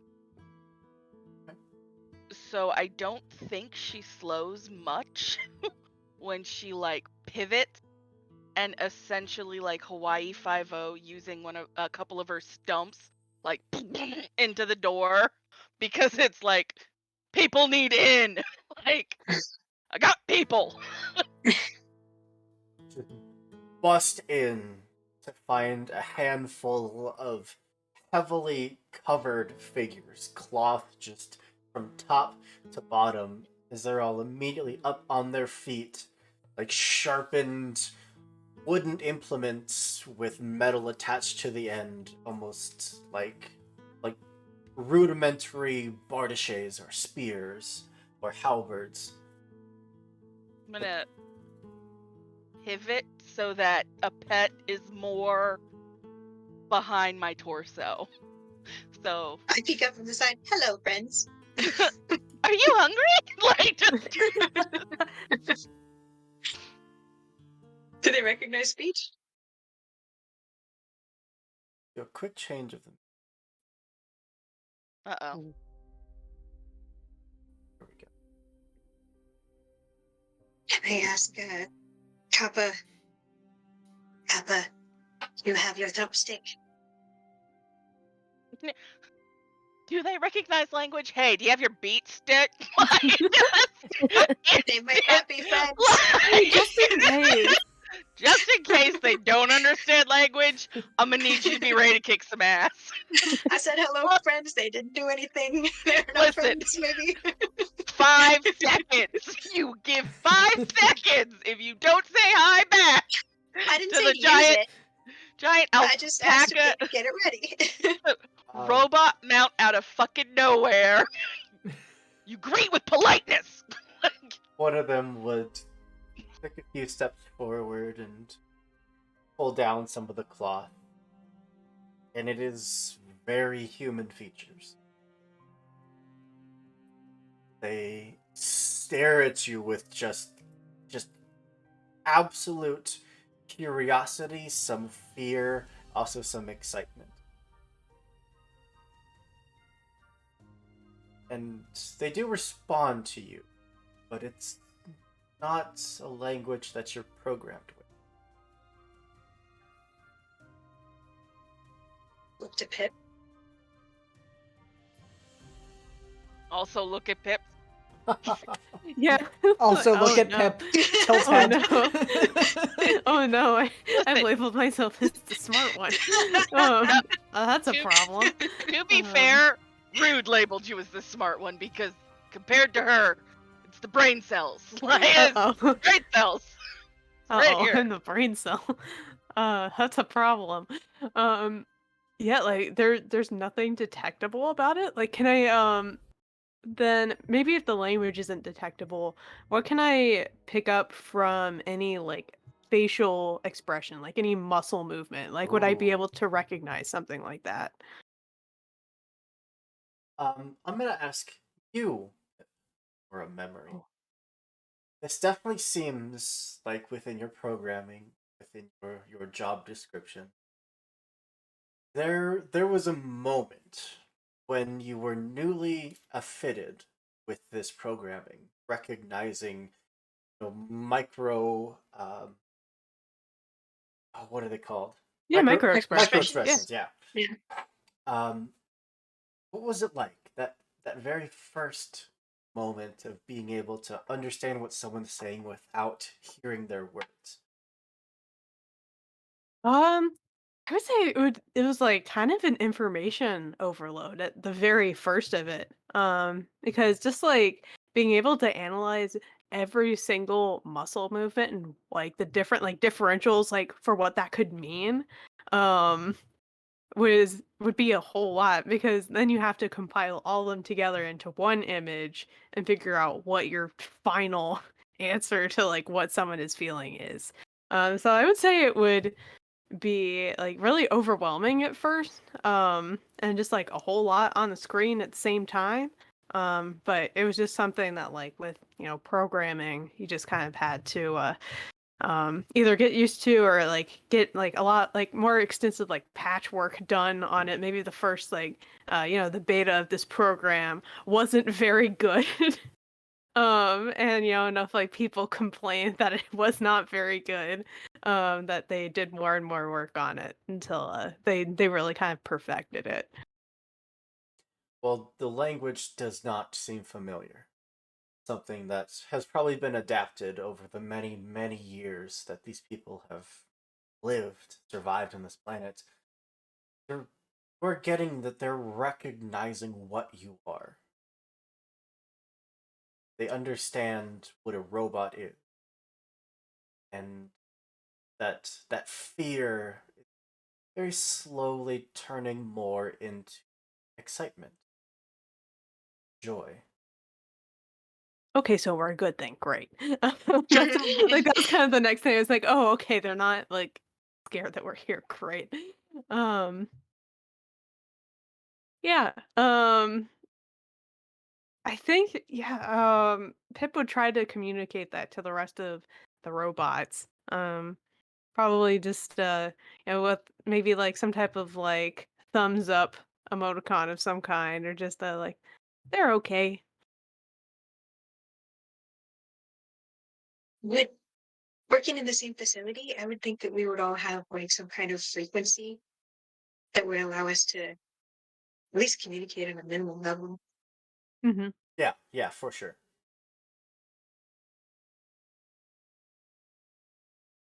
Well, as you all are brought in, the figure would kind of move up and go grab the door that you had busted down and like prop I'm it gonna back up.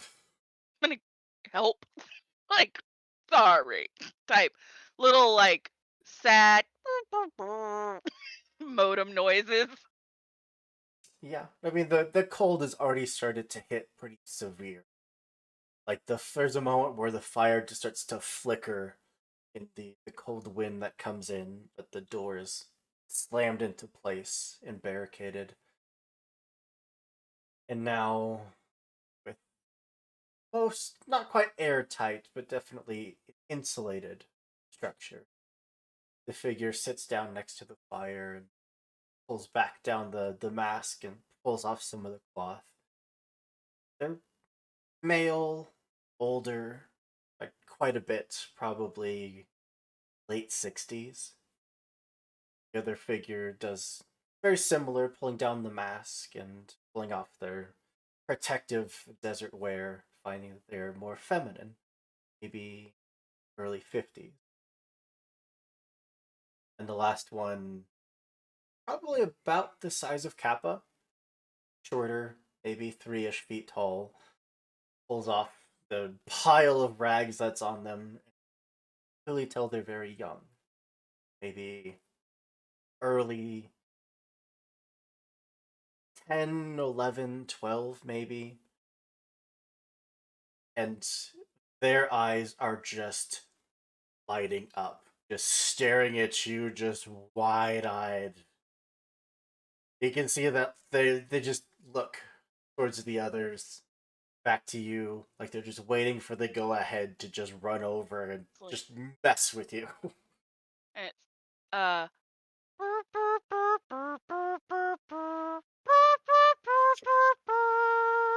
as like one of the only memories of like when the engineers would bring their kids to work, like learning little songs that the kids had been singing. And I don't want them to touch me right away in case I'm still too hot.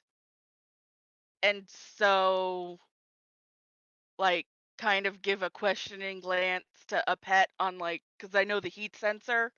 So it's when safe to touch, I'm going to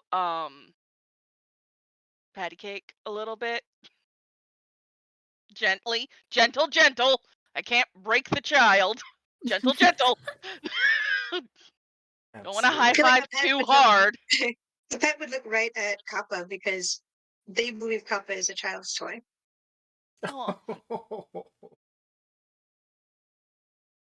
Kappa is still poised with the stick, not extended, shortened, but look is at watching. It is the first time that any of you have seen hesitation in Kappa. But Kappa is like on guard, ready with the stick, eyes darting wildly, trying to figure out what is going on. The vibe is very off to them right now. the vibe's Sadie, weird. gentle. I love the idea of just the child running forward and getting met with like a full smack in the face, which is like with a robot hand. Kappa would definitely, if the child starts to run, Kappa would aim the stick at the ground in front of them and just extend it and just kind of hold it there and Okay. wait. But Kappa is very afraid. It's pretty clear that they, even at this young of an age, they understand danger. Looking at all of you, for as much excitement and mystery there is, you can see that there is some built-in fear. You're not the only robots that they've seen.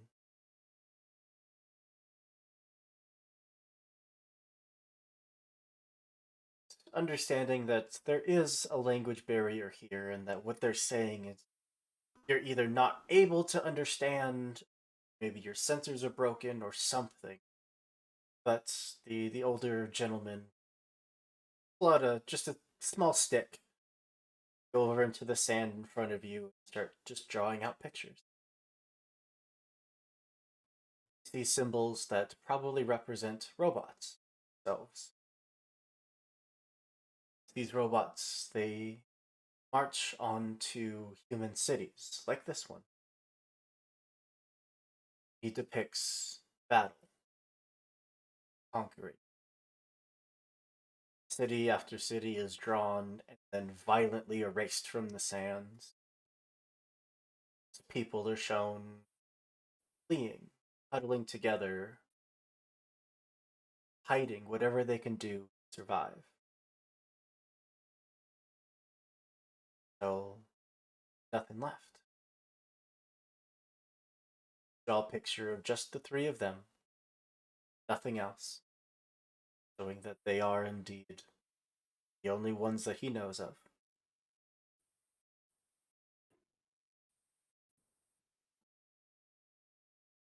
Could draw a question mark and then point to all of you. Rude is going to roughly draw the factory. And like there is precision. Like it's not an architectural, it's very close to it, but it is simpler. The calculations are not as good at now we draw the thing, but it's better than like a stick figure and a square Of course. and rubble, um a ferret. It's one of the only living things besides them that Rude has seen. So it's like, ferret. You got Robot Wars, we got ferret back there. If you lost a pet. And then a sketch of the hologram that sent us out into the world. Like, face, Overlord, and then just kind of be like, the feminine figure. Seeing this drawing of yours, you can see them kind of look down at it and take the stick and kind of redraw that feminine figure. Very, very similar. Same hairstyle, same facial structure to seeing, and then draw a symbol that I think Pip would probably recognize or extrapolate as being mother of mother, grandmother.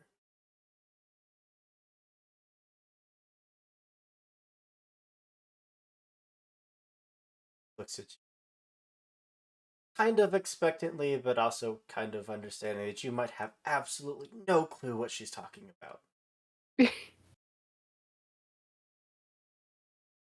gonna draw a pet half out the window. Kappa, like slumped. Stu looks kind of like, do you remember that picture of the fox diving into the snow and it's just like a fox ass and tail out, but it's like rubble? And Pip, tunk, tunk, tunk, tunk, like motion downstairs, like rolling, and then me just kind of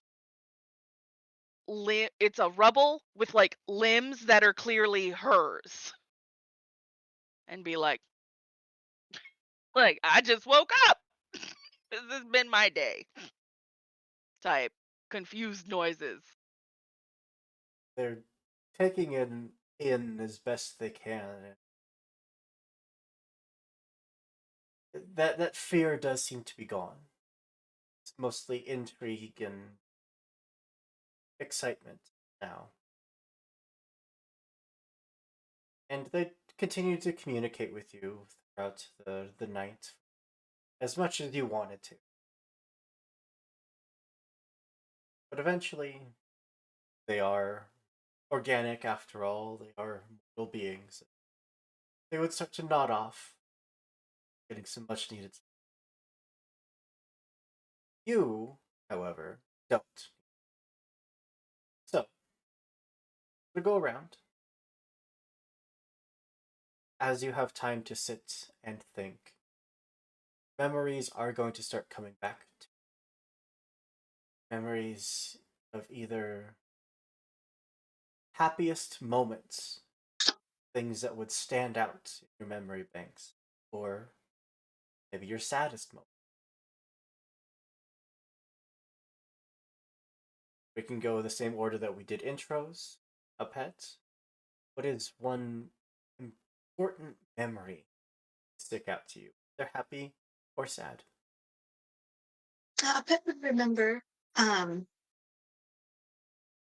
teaching others how to care for animals and approach um, gently or kindly, and take care of plants, just teaching others.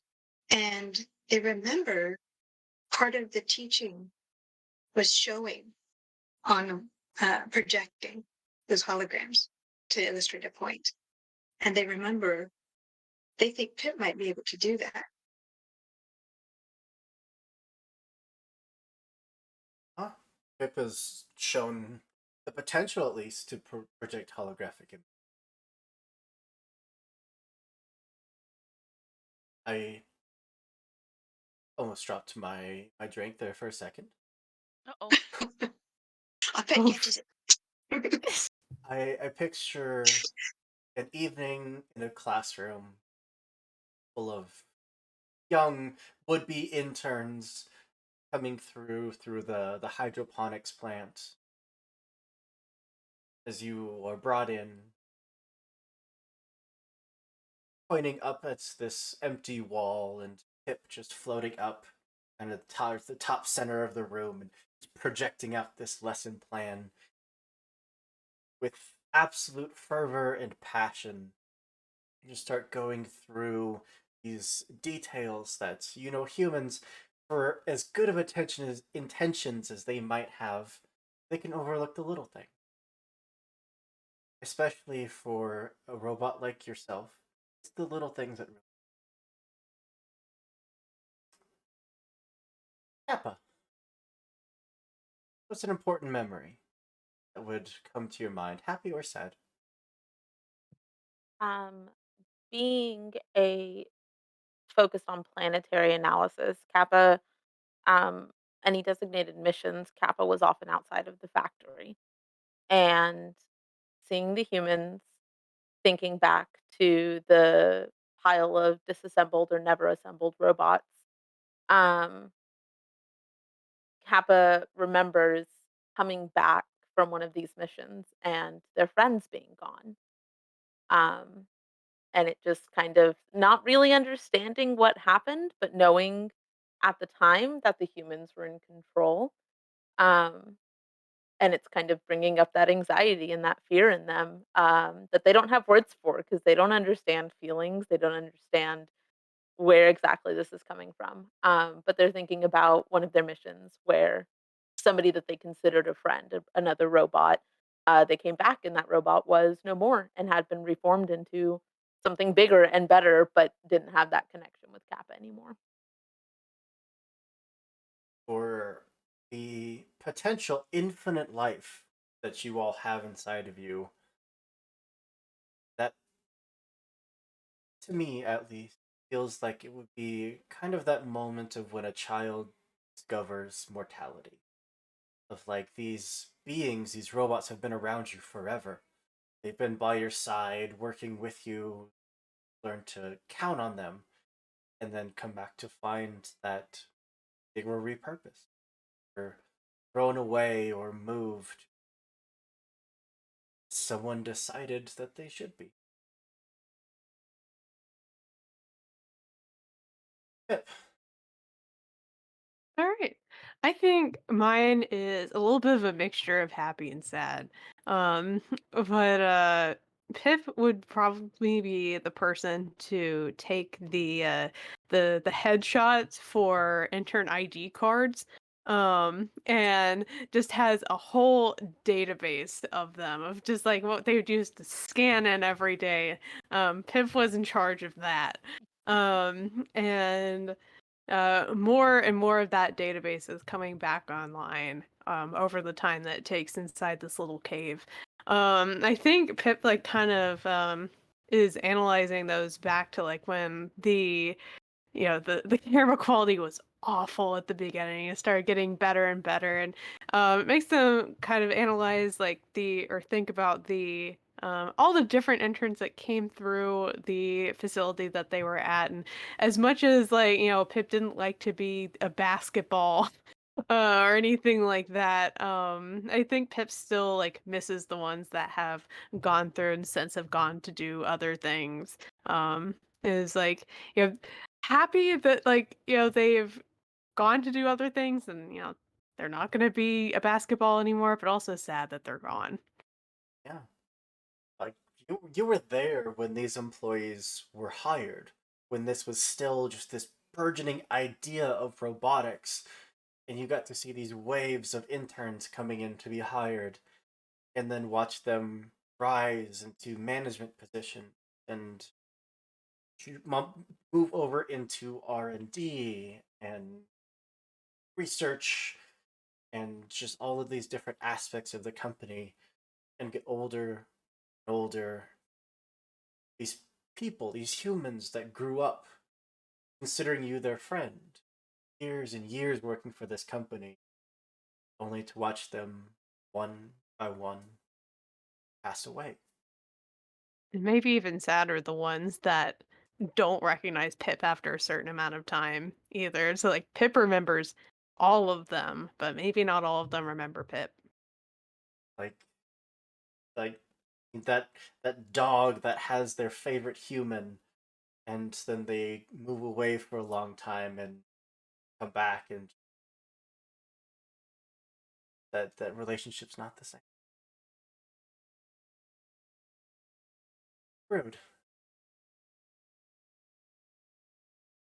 Um, as she's fixing what she can of her legs and also fixing what she can of Stu's, she has memories of like Boston Robotics, where like they have shown Rude and Stu in like various look what this thing can do now. Hey, we slept on more legs on this thing and more arms. And she knows she is not like she's not Rude. Like that is a different robot's designation. Mm-hmm. She never was really referred to much beyond like model number 4. And because it was literally her life was a bit of I am still in prototype to figure out what's the best factory help her. But because she's learned and had a good enough relationship and could learn quickly or pick up quickly, she was never fully defunct and then rebuilt. It was, yeah, well, we tacked some extra legs on her. The new models, it looks less like a centaur had a baby with a spider. And yeah, no, it doesn't look like her torso's on a Lazy Susan anymore. Like, we made it look real cool. She's just admittedly one of the better models. We're almost like Um, a qualified test subject. right. And for as much as she was useful to the humans, the only ones that she really enjoyed was like when they had those bring your kid to work days. Because she wasn't a test subject at that point. She was the coolest fucking robot pony. Like, yeah, she's got a lot of hands, but that means she can toss me up and she can also catch me and then she can also jump rope with us. And like those types of memories of having the kids try to teach her and Stu how to play fetch and like tug of war, and then her and Stu kind of having to be like, oh, we've got to pretend, somebody has to pretend to lose. Kind of like when you're playing with a little kid and you're like, clearly the gunfight is not going to kill me, but like the game's not cool if somebody doesn't pretend to lose. And I'm not going to tear his face off and he doesn't want to tear an arm off of me. So like, oh no. And he's so strong.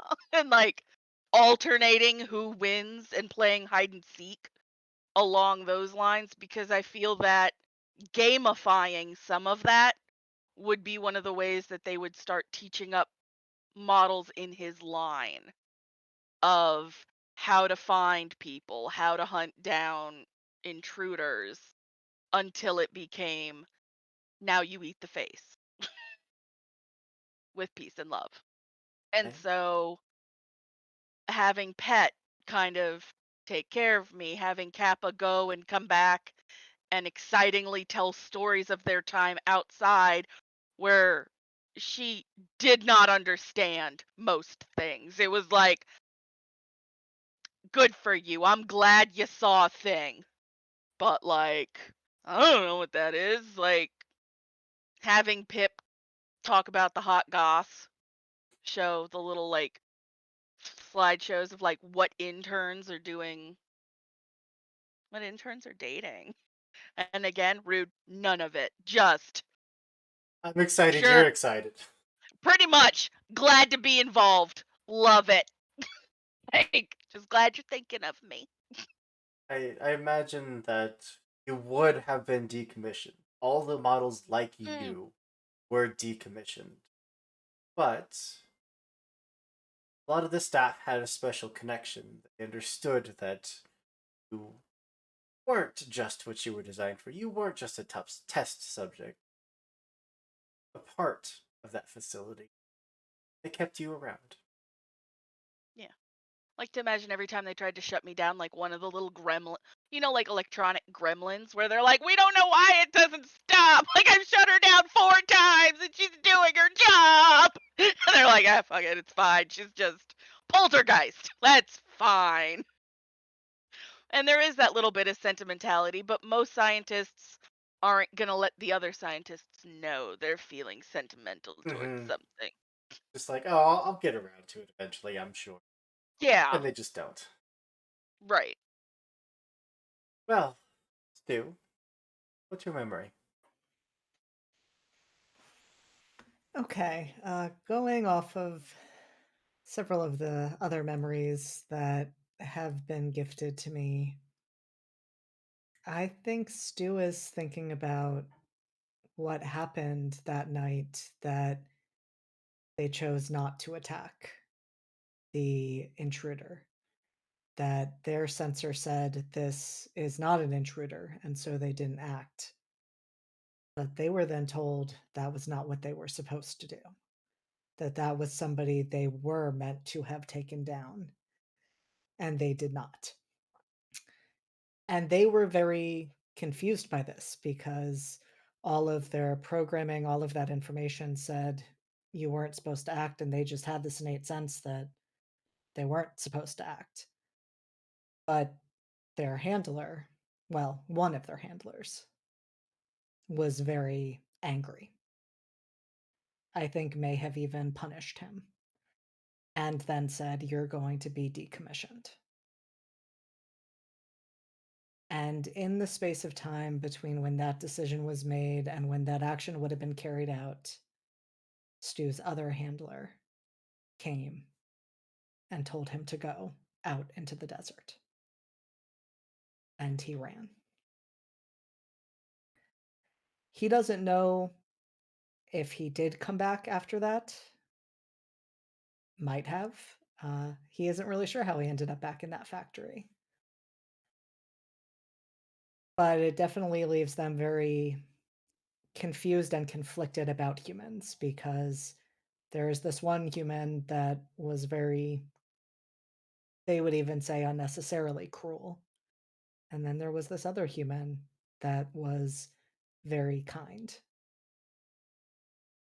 And they don't really know what that means for humanity.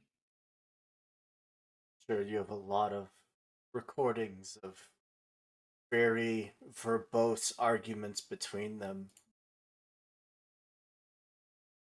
Maybe even coming to blows once or twice, but neither of those handlers would abandon you until that event. I will also say that Stu is pretty sure that Stu is not their actual designation, but they're fine with it since it is the name that has been given for this moment. They're a good boy. They'll answer to it.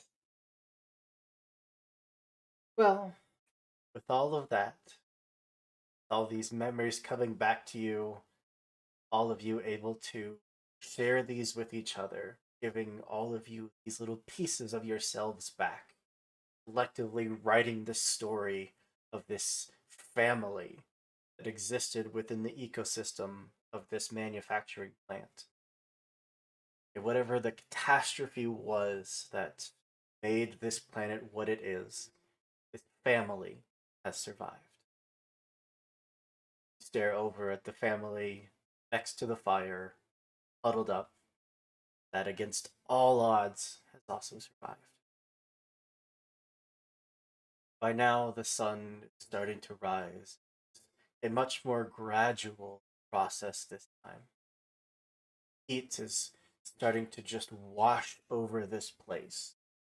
Windows that had frosted now start to thaw, sand starts to soften, things become almost livable for a moment.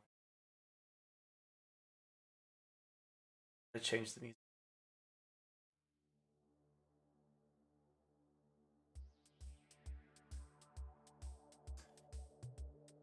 As humans start to wake and start to pack their gear, you hear this shrill, just screech echo out from the outside, and the humans look at each other, just absolute terror in their eyes, and they all sprint to the door,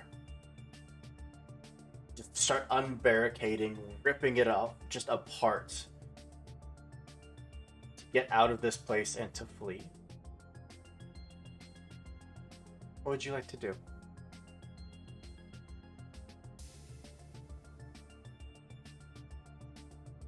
Help. Help. Is Yeah, there- Brew. I'm sure even just one of you stepping over and just ripping what's left of the door off the frame, they would just run past you, kind of the way that you had been headed deeper into what's left of the ruins of the city, and they are just sprinting.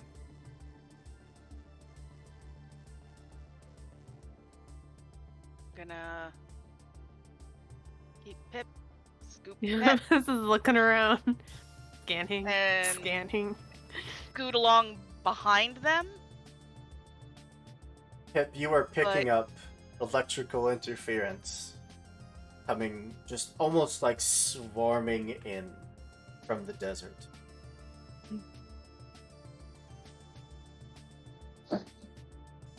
Don't like that. Is there a source of this? Like, is it in multiple places or is it like one source?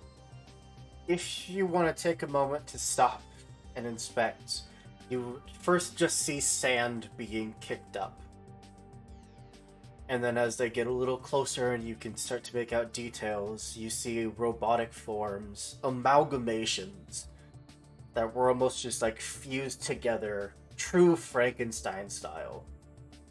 Like Kappa, but it's not this adorable little buddy, but just these 8 to 10 to 15 foot tall constructs. Just their bodies grinding against themselves as they're put together so improperly. Metal just screeches out with every step they take. They are all pretty either rusted from head to toe or blood-soaked in points. and they are sprinting towards what they have nominated as a life source.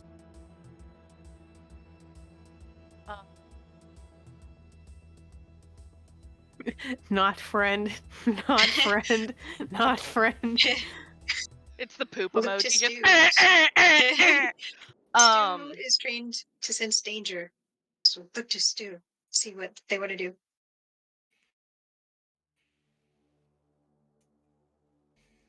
I think Stu is going to put themselves between the others and these figures and just bare their teeth and growl.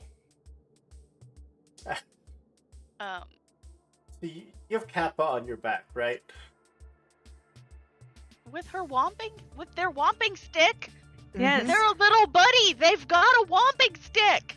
Kappa has a full joust for a hand. Yes. Just for, Sarkidimus.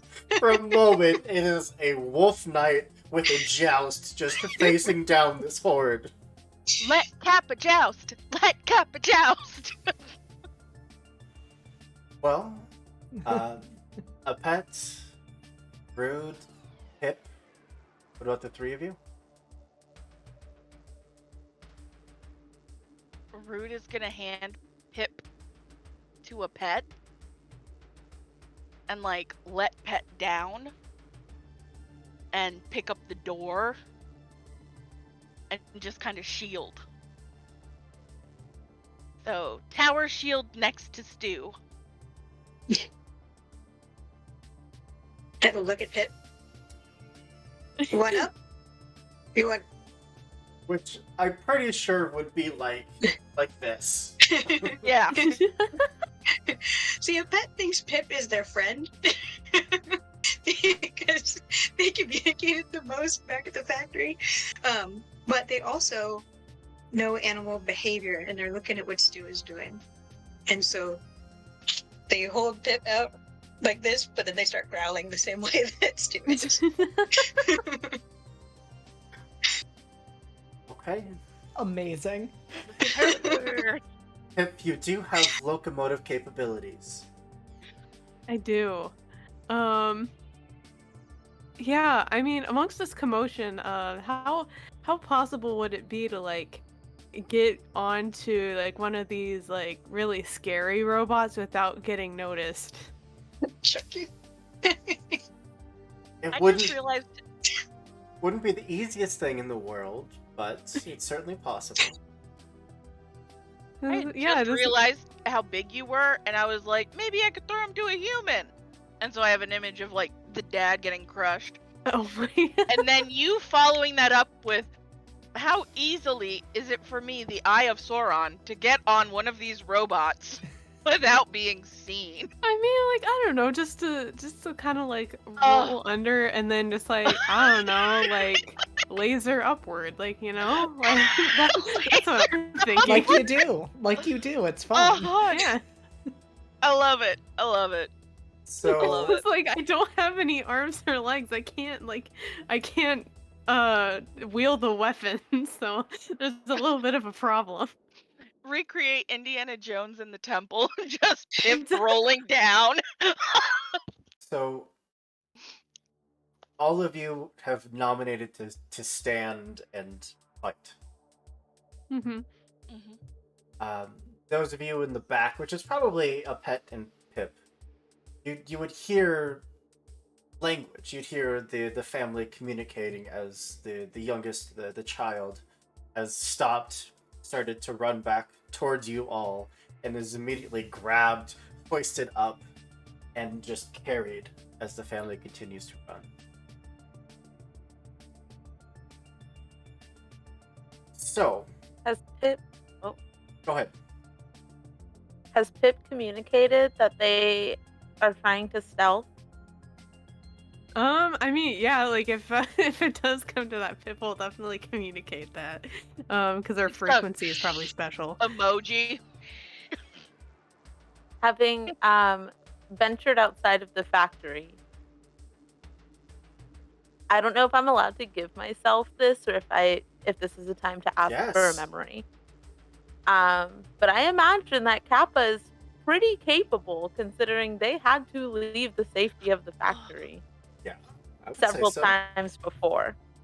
And so if Pip is indicating that they need a distraction, Kappa is going to climb off of Stu and start running. I don't even know what the sport is. The sport where you have to use the pole to jump over the bar. Pole vaulting? Long Long jump. jump? Pole Pole vaulting. vaulting? Yeah. Oh, wow. Kappa is going to pole vault themselves into the face of one of these like 8-foot robots. And they're gonna like curl up and make themselves as dense as possible. They're holding on to the pole. They're holding on to it because I need my weapon. But Yeah. Kappa You is fr- absolutely charging in. New meaning to I'm gonna come at you like a spider monkey. Just. So, you are facing down overwhelming odds of creatures that know nothing but death and destruction. As Kappa just vaults themselves towards one of these creatures, another one just slams into Rude's rudimentary shield, causing it to just start to splinter and break away as blades are just jammed through it in an attempt to just cut into you.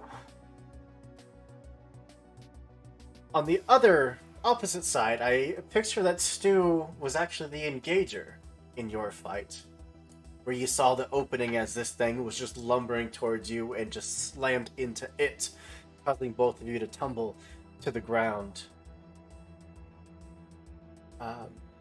Apet, your front line has engaged. The bigger, the more sturdy robots have engaged the front runners of this horde. What would you like to do? The pet remembers they grabbed that oil, Mm-hmm. and we had a difficult time going across the glass. And they're looking at these things, and they don't look like they were built the same way that our group was for a purpose.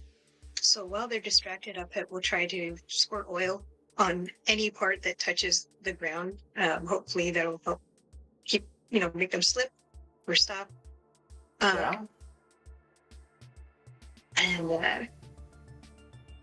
One of them Yeah, I would think they'll just- certainly just come running past your companions, hits that glassy, oily spot, and just start to immediately lose their footing, their bladed arms just jabbing into the ground, trying to keep themselves up. But it does just peer down at you. A good 9 to 10 feet taller. And if a robot could show rage and malice, it would. So Pet's trained to recognize all that stuff. And they also have that basic robot first aid that we were talking about Mhm. before. They'd also have to be pretty agile working with animals. That ferret would not have gotten away if they if they were up and running. So they're going to try to, as quickly as they can, climb up to a spot where that's their best guess that the control panels might be and start pulling wires Absolutely. and growling. So You were just on this thing, this growling, 3-foot tall menace, just ripping at anything you can find. you're not being gentle. Gentle! Pip, your propulsion system, as damaged as it is, you find that you can momentarily kind of burst. Just these sudden jets up. What's your plan? I mean, like I said, like if I can just like aim some type of laser or like heat wave, whatever like is part of like a compartment of that vision that I can employ sometimes. Like I'll try to like time it with the beats that I'm able to like propel myself up. And try to aim for control panels, any like locomotion that seems a little thinner and I can just take out in one shot. Just any way to like mess them up and make them not able to really advance forward very well. Yeah. So And I almost imagine that like, I'd the interns probably played like some type of like radio, even though they weren't supposed to. So I probably picked up some music too. And because we talked about this, all I'm thinking about is Cotton Eye Joe. So that's probably going to be playing very garbled in the distance as this fight is happening. Well, do I have a non-copyright version of Cotton Eye Joe? Oh no. Probably not. Sorry. Wow. Absolutely don't. But nonetheless, you find that you're able to just between just the bursts of energy that lets you hover and these little jets of laser just focus through your many optics. You're hitting and distracting, but not so much causing much lasting damage, as one finally does take the laser shots and looks down, very predator-like, and just starts looming over you. You have the capability, should you want to supercharge, to get one good blast. It will fry your optics, but it will be enough to eliminate it. I mean, it's that or get stomped. And I'm seeing that the rest of the group is engaged, so calculating all the odds, yeah, I think Pip would do it.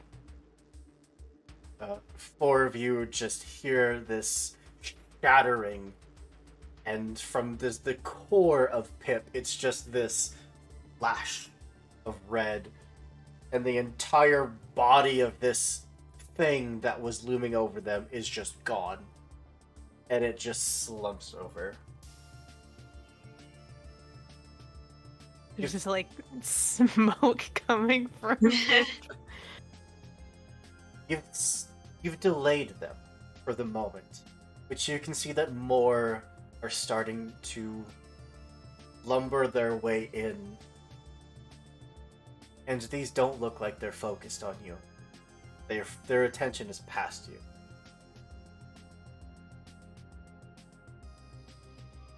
Would anyone break off the engagement, or are you all intent to stand here and hold the line? I'm holding the line. Holding. Stu and Rude side by side, taking down one and another one, just razor sharp teeth and limbs that are able to get in and just rend and rip these limbs apart.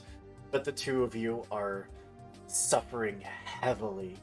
Between the limbs that were already fused or fallen off, parts of you are just getting ripped to shreds from these bladed limbs. At this rate, you are not going to survive this. Apet and Kappa, you see that Pip is just a smoking ball of metal on the ground. That Stu and Rude are just being torn apart. What would the two of you like to do?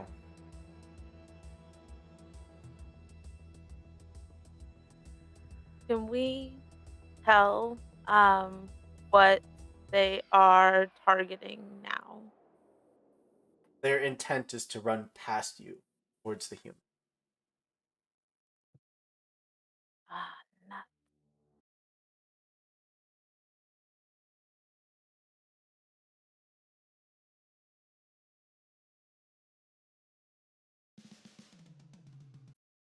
I don't know what Kappa does. I feel like this is turnip all over again, and I sacrificed turnip in that game. If you haven't seen it, go check out our videos, Vicon, on the YouTube channel for Lost Caravan. It was a lot of fun. Kappa is... I mean, honestly, Kappa launched forward. I think that it doesn't even cross their mind that there is an option to not just keep swinging. I don't know that they're even looking at their companions. Kappa is just in it for robot blood at this point. Are you remounting your trusty steed? Um,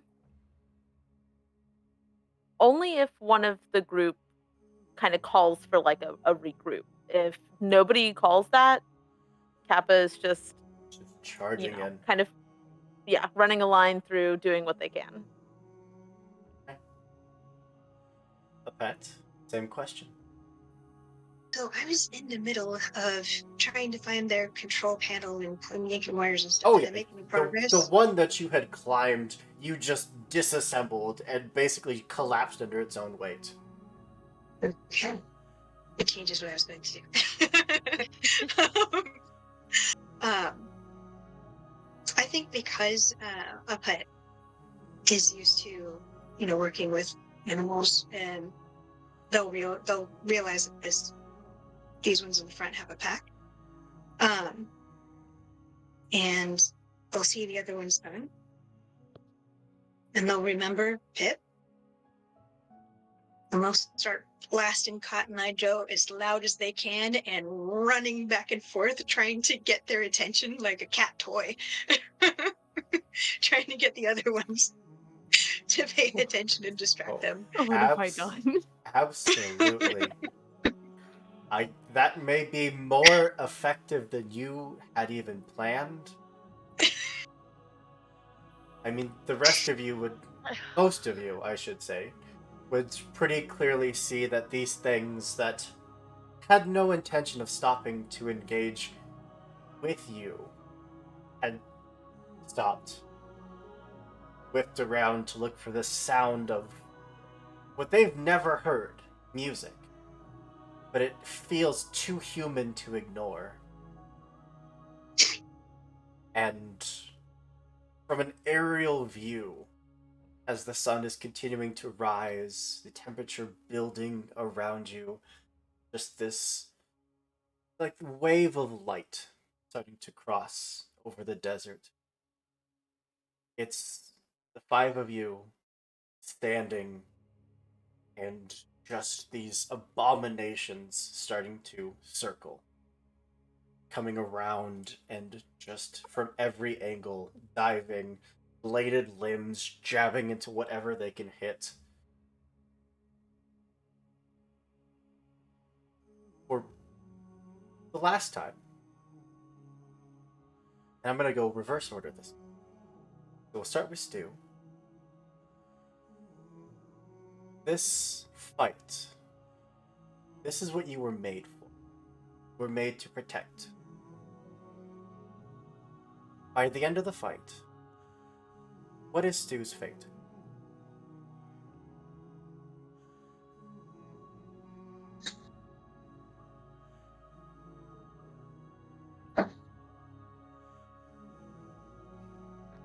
Stu was designed to protect, and right now Stu's protection is focused on the family right there with him.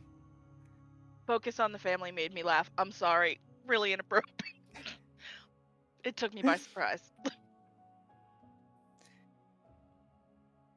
But they're thinking of Kappa, they're thinking of Pip, they're thinking of Rude, they're thinking of a pet, and their only goal is to keep the four of them alive.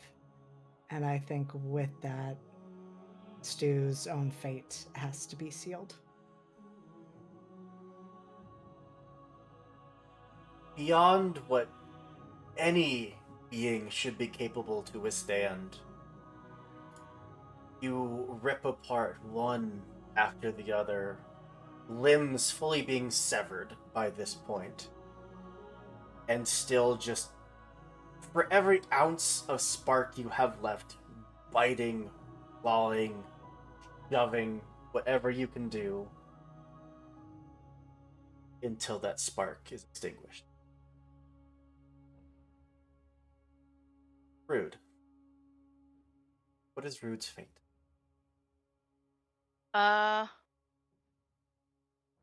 Rude protect. So Rude also dies. However, she will kick Pip away so that Pip can live. If you keep putting your cat hair in my eyes, we're gonna have a problem. And yeah, like she's been mostly dead all morning. She's had a good day out. Like, doesn't really, like, yeah, she got memories back, but going away again wouldn't be sad. She had a fun day out. What's left of the limbs from that trek across the desert, across the sand so hot it become glass. You still...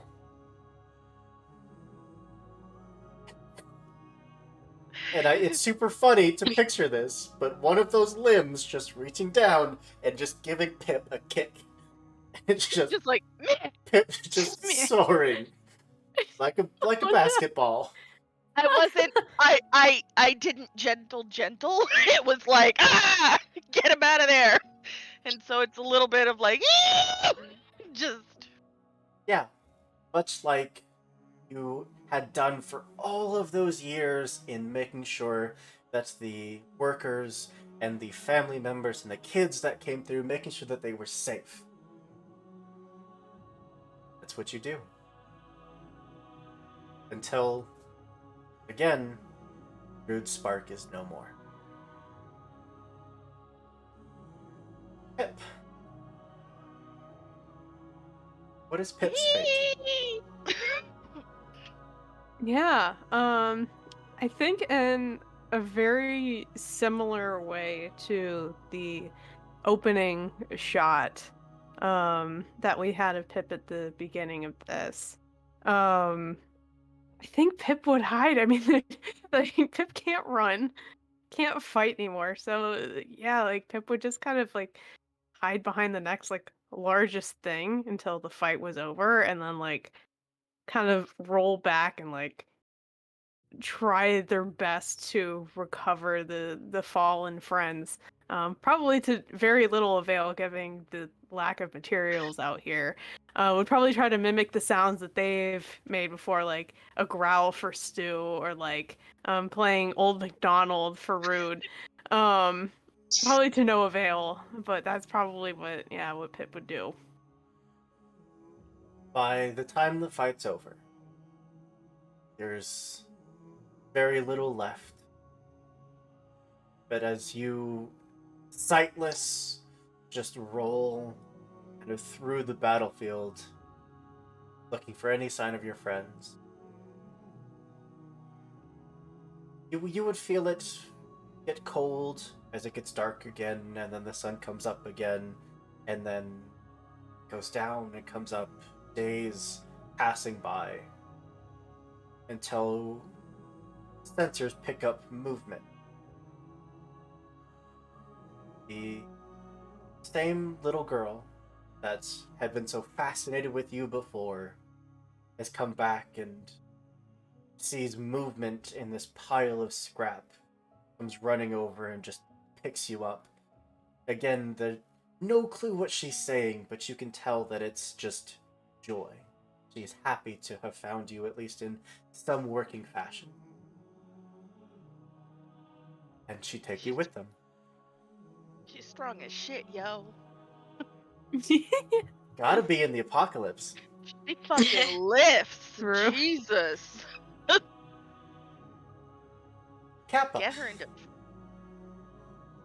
you, being the small friend you were a vicious combatant, just skewering these things with your spear, lance, whacking stick, whatever it was. What was Kappa's fate? I think, given Kappa's experience, their job when life was a little bit more productive than it is now was to return, was to always go back to the factory. And so instinct has taken over, and Kappa survives. Um, because their job is to not die in the field. They have to go back and report the data that they've acquired. But I think given the time that they have traveled with these other companions and knowing what awaits them back at the factory, which is nothing, um, I think after the fight, they kind of just collapse and they're laying there with the rest of these destroyed robots. I don't know how long it takes, but I think Kappa just kind of waits for their spark to go out, because they don't want to go back with the humans. They don't want to leave their friends. They kind of have lost their sense of purpose in this brief, 24 hours that they were alive and well with everybody. So I think they kind of just, yeah, accept their fate and lay there very quietly. It's a long while of solitude, of being able to think, get back those memories, and remember the day that you were very first mission. The very first time that your spark ever had sentience. And you got to see the factory for the first time, and you saw all of these workers, all of these other robots, all busily running back and forth, and everyone doing a job. And that excitement of realizing that you have a job, that you have a part in this family, and we're just accepted. Then, eventually, much like Rude and Stu, spark would go out.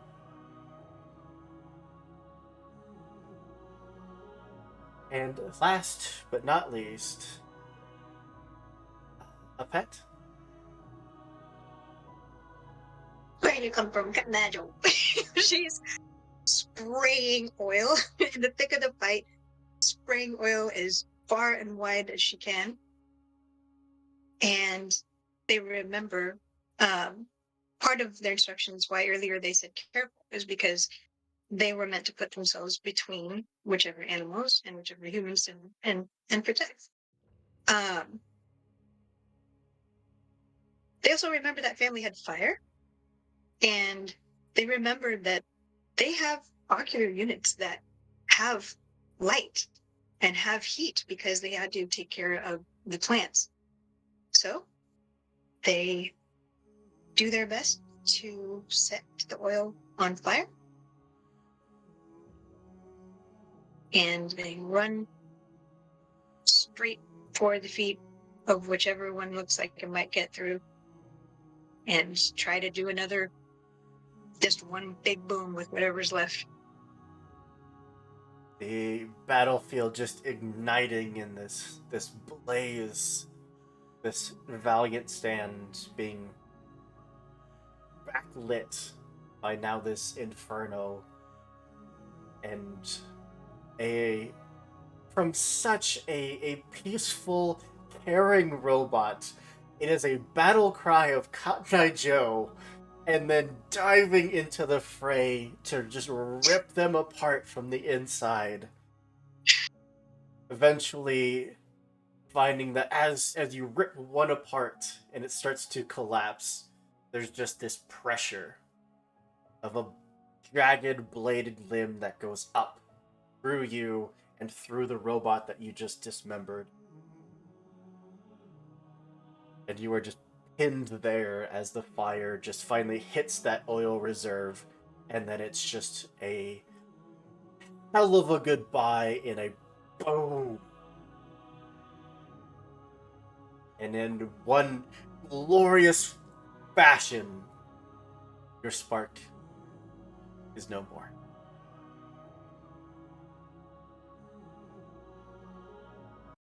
Pause that. Pip, you're the only one left alive. Your optics would eventually be repaired. Growing up side by side with this little girl as she learns the ins and outs, studying your databanks on how to repair, how to bring other robots back to functionality. And there's definitely some times where you see just the faces of those other interns in her, just this drive to learn and to study and to make things better. Even after both of her parents pass away, and it's just the two of you, you uphold the mission. You live. And together, with your own language now, march off into the desert or whatever way you fix this broken world. And on that note, I'm going to bring this game of Who We Are close. The brain cell lives. Oh god, the brain cell lives. Our single brain cell made it.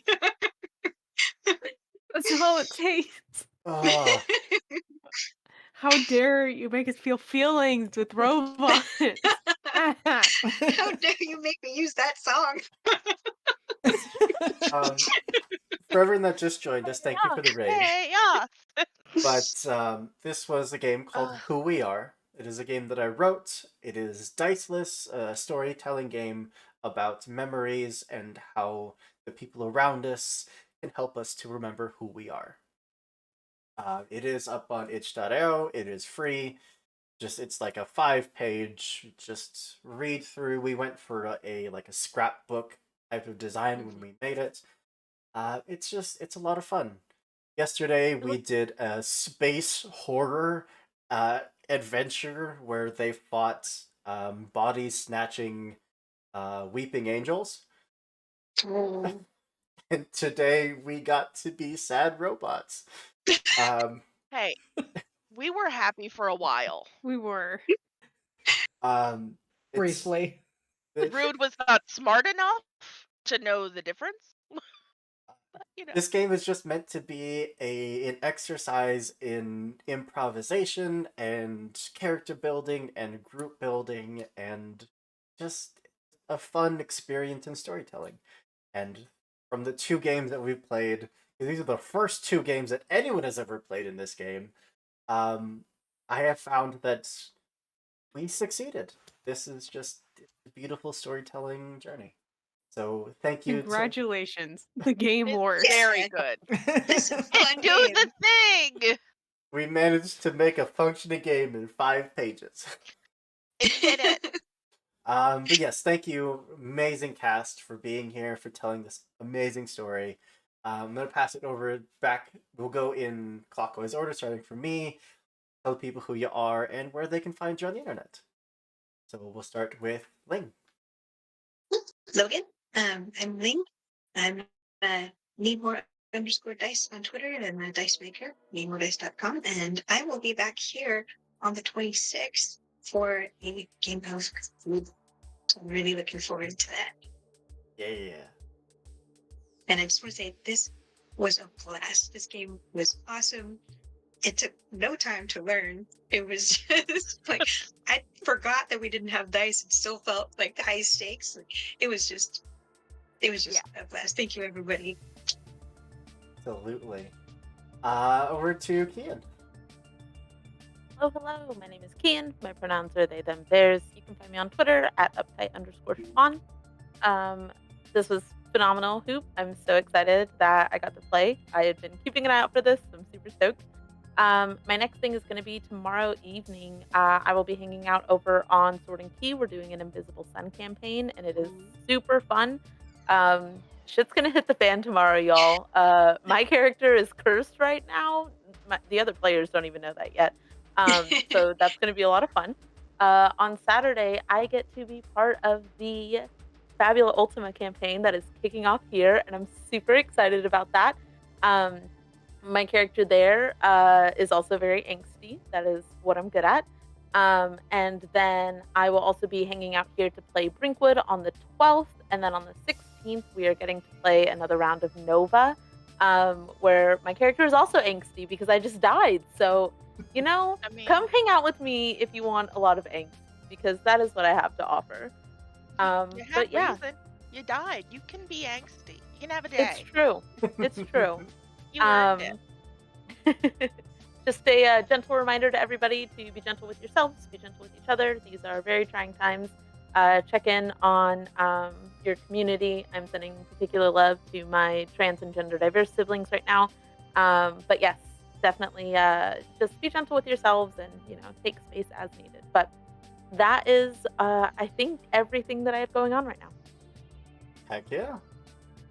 Over to, speaking of having a lot going on, Heck. You know me. You know me so well. Hey everybody, it's me, Sarah. Tonight I played Pip and it was a blast. This game was so cool. As soon as I saw it on the application, I was like, I have to go for that one. That's the one that I have to say that is like the game I want to be part of in April. Like that one right there.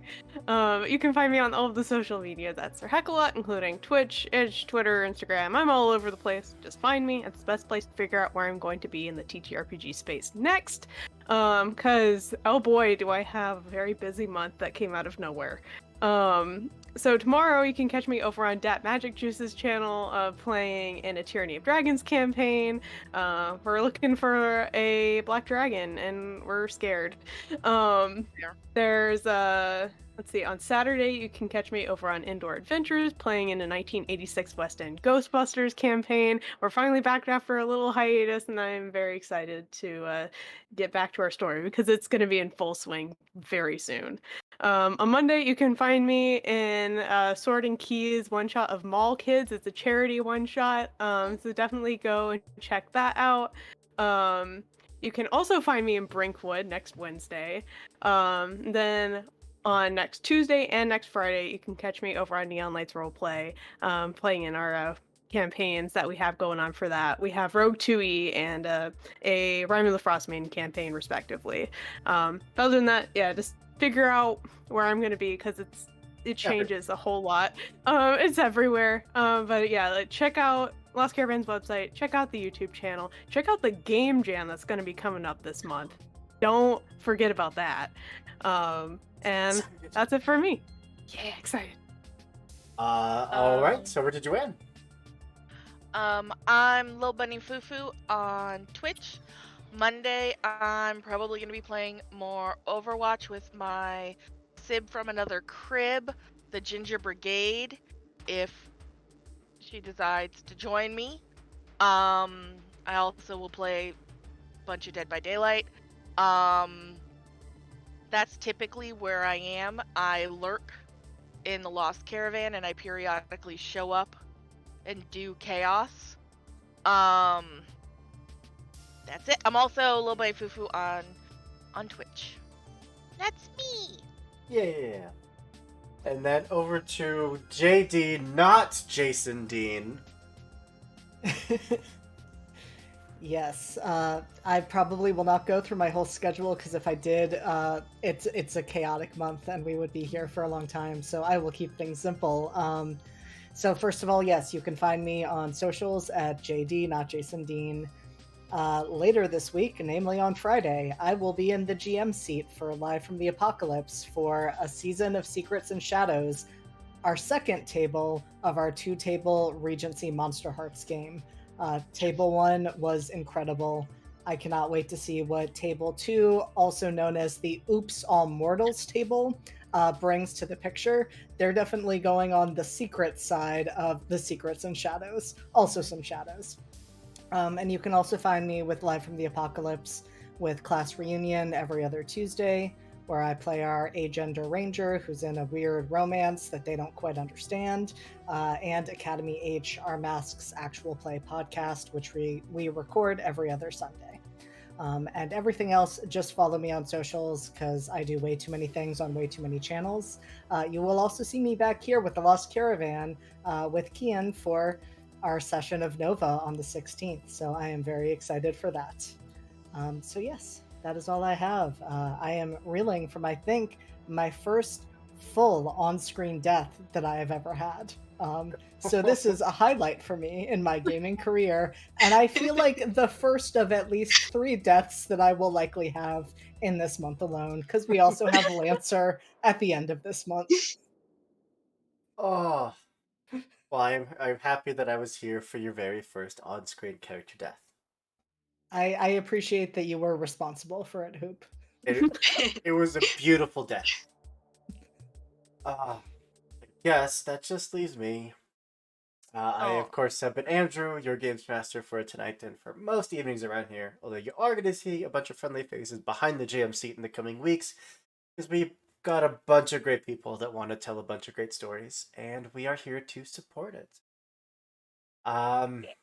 Yeah, we got a campaign coming up on the 8th, very first episode. I'm so excited, so ready. But also on the, I want to say the 14th, I think we have our second campaign of the month starting, which is Avatar Legends. If you like either The Last Airbender or The Legend of Korra, our game is going to take place right in between them. Avatar Aang has just passed away, and the world is kind of reeling in this period of doubt when the Avatar is suddenly gone, and now they've known nothing but peace for so long. And is everything still okay? Are we all still good? Is the world still at peace? We're gonna find out. But thank you all so much for being here, everyone that came to watch and support this silly little game that I wrote about emotions and memories and friends. We'll definitely be playing it more. I'll probably put on the schedule like once a month and see if people still want to come out and play it. Yeah. Um, but I think with that, I'm gonna throw a raid over to Perception Studios. Ooh. If I could spell it correctly. Oh, it's just studio, not studios. Uh-oh. Studio. There we go. Half of their cast members are puppets. Yeah, it's a sight. I'll never forget the first time that I saw that channel, like years It's ago at this amazing. point. But that's it. With that, as always, be good people, do good things, and we'll see you next time. Bye, everybody. Bye.